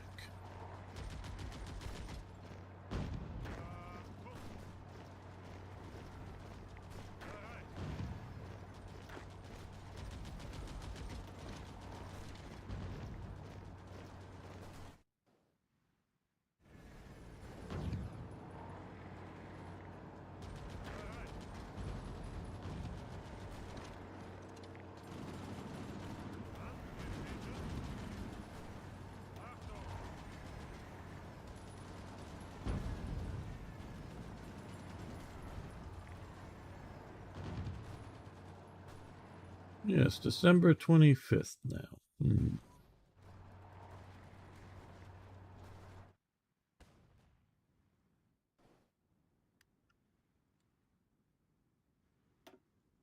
No, we lost a convoy. Don't know why we had a convoy there. It took out a Soviet convoy. 4 American convoys. We're now at war with America, if you didn't know. 8 British convoys. 3 British convoys. 1 British convoy. 4 American convoys. 3 British. 2 British. Going still. Though it looks like we took out 2. French convoy. And 2 Soviet ones, whatever they were doing out there. No, there's also a 5 and a 2. Let's just clear those out. 2 British. And a South African. So we're doing pretty decently. And an inconclusive battle here. Well, let's... No. Okay, back. Save. Let's save this. And I think we're going to end the episode here. We're trying to keep these from getting too long. They often do. So I want to thank everyone, course, especially again, Tim, Strongarm, Niagara, Timothy, Sir Toyjet, Gary, Garrett, Marcus, Folk, who is in also because I don't Strongarm is also known as Star Streak here, is in chat right now. Thank you very much for your support. Oh, and of course the great Hoffmanator for support over on Patreon. But everyone else, all I ask is you lick that like button, smash the subscribe button, and of course post a comment. Love hearing from you. See you next time for more, yes, even more Hearts of Iron. And guys, I think we're going to end the live stream here as well. I really do appreciate everyone here. Arno, Folk, of course, Starstreak, is Admiral Teague still here? Thank you very much. Sexual Apache, thank you for hanging out with me. Who else? We're going back up. Holiday Punch, if you're still around, thank you. Brad, if you're still around, thank you so much. Project D, Van, thank you. And what is that? That's Captain Mapping Gaming. Thank you very much for hanging out with me. I appreciate it. Oh, and Ragar too. I'm trying to go up and see who everybody, but thank you guys for hanging out with me. I will be back tomorrow. What do we got here? Let's see. We lost some convoys. Why do we have convoys here? I don't know. Be back tomorrow with War Thunder. Hopefully some of you will be joining me then. Yes, we have War Thunder tomorrow. And everyone's free to play with me. People like Starstreak and Arno very often do. I'm hoping they will. And yes, Sexual Apache, if you want to Toilet Thunder. Okay, yes. Yes. If you want to join us, so we'll be doing that tomorrow. And that is a free-to-play game. Maybe not Naval Thunder. Oh, you're Kronos. Okay. Okay, now I know. Didn't realize that. So, yes. So we've got War Thunder tomorrow. You guys are all invited to join me. And, of course, we'll be back next weekend with more great streams, hopefully.